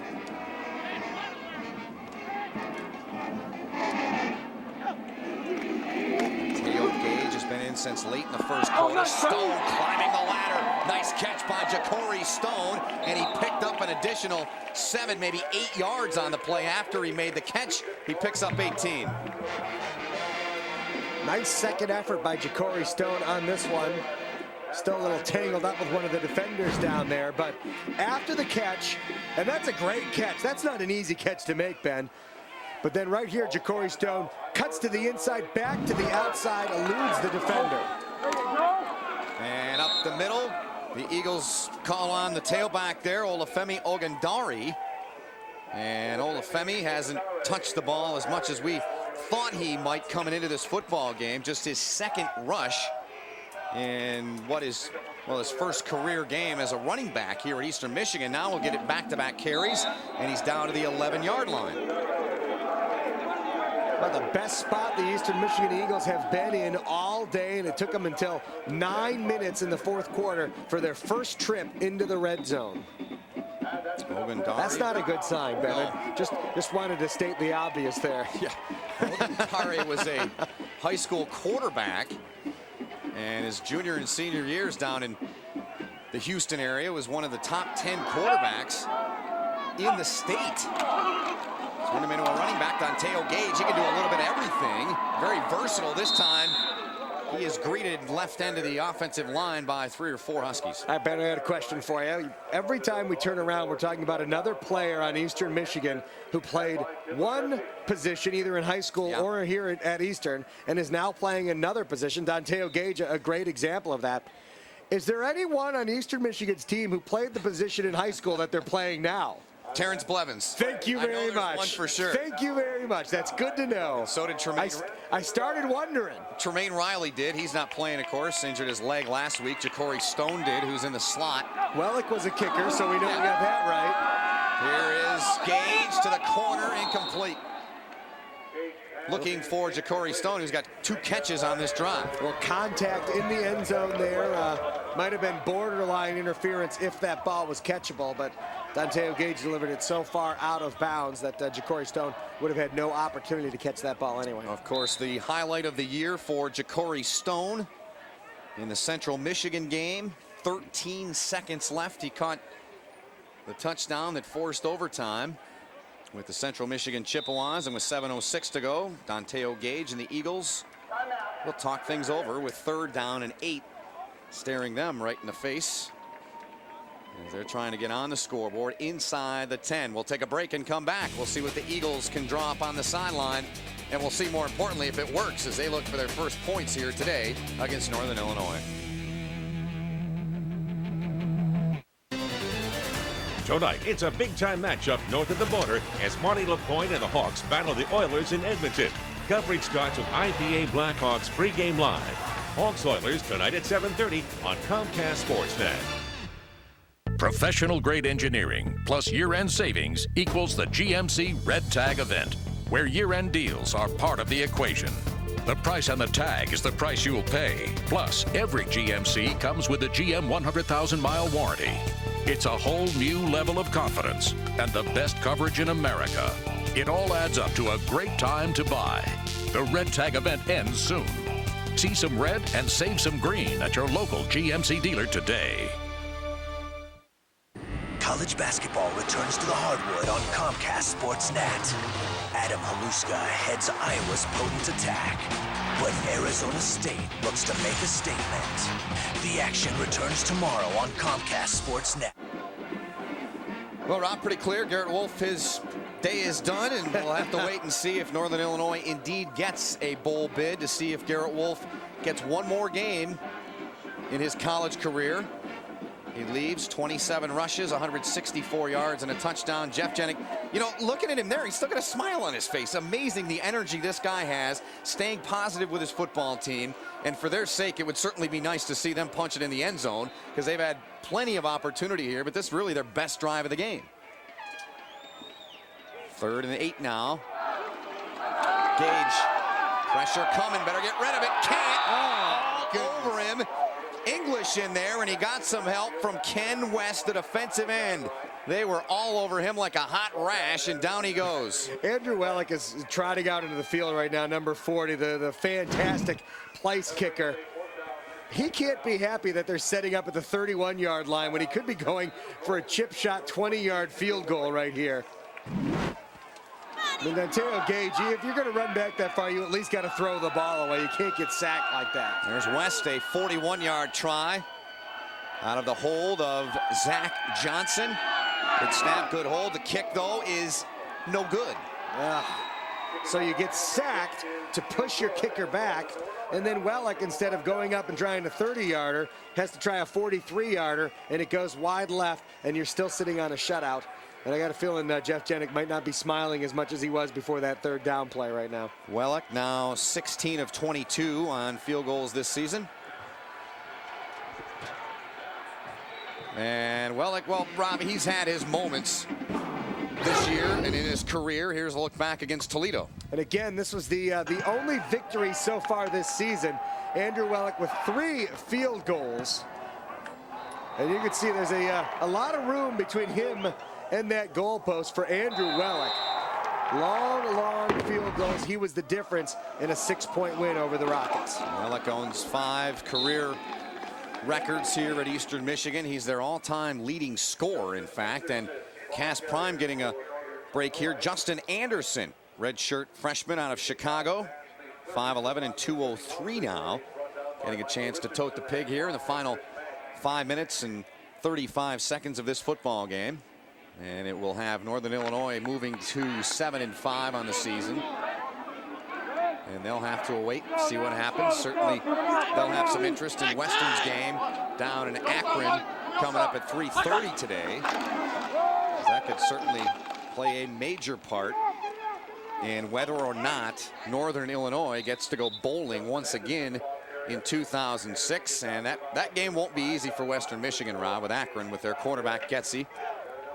It's not been a great year for Akron, to say the least, but they've got one of the better quarterbacks in this conference in Luke Getzy. They surprised everybody by winning the MAC East last year and then winning the MAC championship game over these Northern Illinois Huskies. And they were a preseason favorite to at least win their division again this year, while Northern Illinois, the preseason favorite to win the MAC West. Didn't work out for either one of those ball clubs, but no, Akron's going to come in with a big chip on their shoulders. Western Michigan's got to be careful in that game. Anderson plowing his way ahead, and he got some help, and a first down for the Huskies. That offensive line, you can see why Garrett Wolf does as well as he does. Offensive line really creating some holes out there for Anderson. And there's Joe Novak looking maybe at some of the future of his franchise. Joe Novak, we were talking about them winning the MAC West last year. 4 times in the last 6 years, Joe Novak has led the Huskies to MAC West championships. And again, that bowl victory in 2004 as well.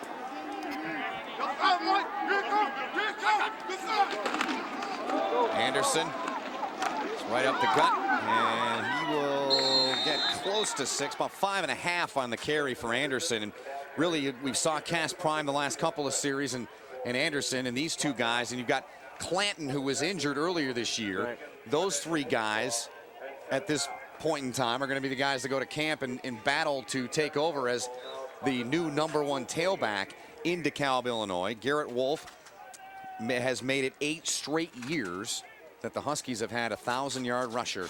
Right, Michael the Burner Turner before that, and that's not a bad group. Whoever does become the new starting tailback for the Huskies has quite a tradition they have to uphold, and he's got some, I'd say, some big shoes to fill, but Garrett Wolf's kind of a small guy, but he plays very big, like the Jolly Green Giant, that guy. That's how big he plays, Garrett Wolf. So it'll be interesting to see who takes it over from Garrett Wolf for next season. Well, Garrett Wolf is our player of the game, and I must mention this, his running back coach Thomas Hammock is also part of those 8 straight years in which the Huskies have had a 1,000-yard rusher. The numbers today for Garrett Wolf: 27 rushes, 164 yards, 6.1 a pop, 1 touchdown. That gives Wolf 5,136 career yards, good for 11th all-time in NCAA history. And he's very close to number 10. If they do get that bowl game, he could easily move past Archie Griffin. Yep, and Garrett Wolf, our player of the game, and that was brought to you by Bell Tire. We'll make you happy. You came in. That's a promise. Garrett Wolf, today's Bell Tire player of the game. Bell Tire. Inside of 2:45 to go. Yeah, no response to that? No, I love it. And those are the numbers per game entering today for Garrett Wolf. So he obviously built on that today. Yep, in college football. Steve Slayton, who plays with Pat White in West Virginia. And the young man from Boise State, Johnson, as well. Those 3 right up there. Garrett Wolf, what a career it's been. Just 32 games. Just absolutely amazing to me what he has done in 32 career games. Let's keep in mind, in 2005, he missed 3 games as well for Northern Illinois. I mean, just think about it. 32 games for that guy, over 5,000 yards rushing. Yeah. That's crazy talk. And just that doesn't happen. It doesn't happen. And Rob, just 27 starts. Amazing. Absolutely incredible. And we wish Garrett and his teammates a lot of luck in getting into a bowl game. We'll have to await that. 1:45 left here in this one. Huskies 27-0 on top. Anderson, the tailback, he'll get it once again. And another first down. Anderson down to the 25-yard line. And 1.5 minutes to go in the game. Well, heated exchanges out there on the field as well. So Northern will finish the regular season 7-5, 5-3 in the MAC West. New quarterback is in there, and he's been in there. Ryan Morris, redshirt freshman from Carroll Stream, Illinois. Calling out the plays, and it's been this the entire drive. Anderson wrapped up, still moving his feet. Good effort out of the youngster Anderson.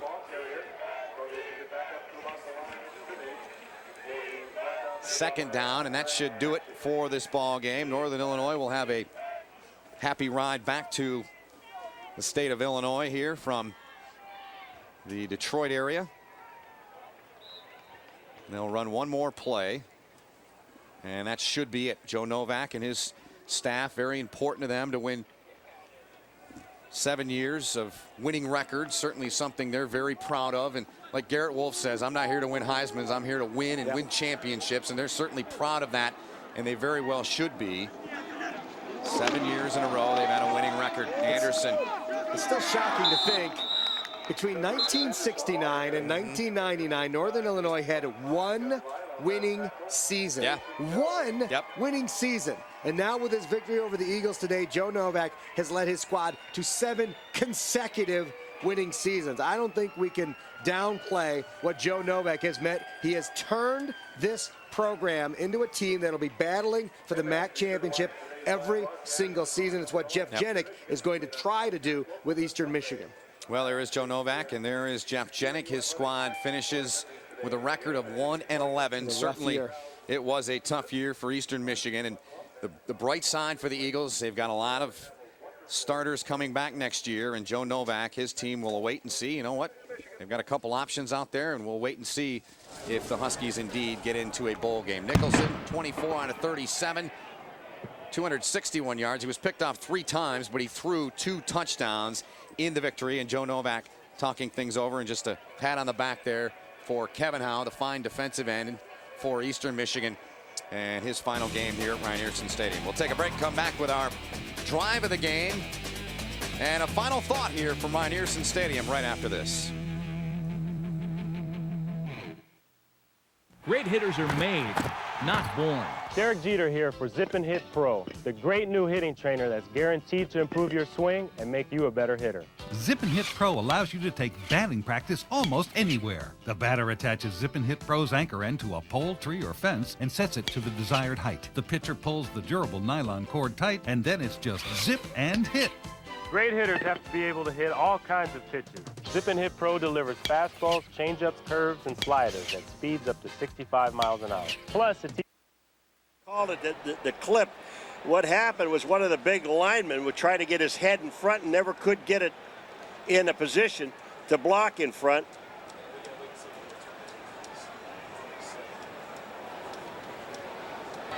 During the return, illegal block below the waist. Number 64 in the return team. Half the distance to the goal. First down. It was Casey Studdard, the starting guard. We'll get another look at it. Yeah, he just doesn't have enough. He's not quick enough to get his head in front. The block is right here. You see it? He just catches him in the back, and he never got around to the front. That's a good call by the official. Tried to get his head in front of the defender. So they back it up to the 10-yard line. And Texas will be working in a hole again. Longhorns, first time they have not scored in the first half since 1997 when they lost to UCLA. And I did that game. It was 66-3 when it was all over. And the next morning in the paper, they called it Route 66. And they got smoked on their home field. I don't think they expect that to happen here today, but they do trail 6-0 with 10:37 remaining in the third quarter. Texas has not done much on the ground today. They try it here, and they get a good gain from Selvin Young. Selvin Young got about 9. Those of you that might have just joined us are just waking up from all the turkey yesterday. This was the freshman Mike Goodson on a 41-yard option play. That's the Eagles been able to hold on to that fumble They don't put any points down. They know they're just within 2 scores, but it was a lot different going to half because of that touchdown pass to Kornikevich. All right, partner, year number 3 for us in the books. Fantastic. It's been a fun year. For my broadcast partner, Rob Otto, and all of our crew, my name is Ben Holden. We thank you for watching, and we hope you enjoyed today's broadcast here from Eastern Michigan University. For our Michigan viewers, you can enjoy our coverage again right here. You can watch this game on Comcast On Demand. Click On Demand on your Comcast remote, and you control the action. Comcast Local, your ticket to Midwest sports. Once again, our final score, Northern Illinois 27, Eastern Michigan nothing. Thanks for watching, and so long from Ypsilanti, Michigan. Happy holidays.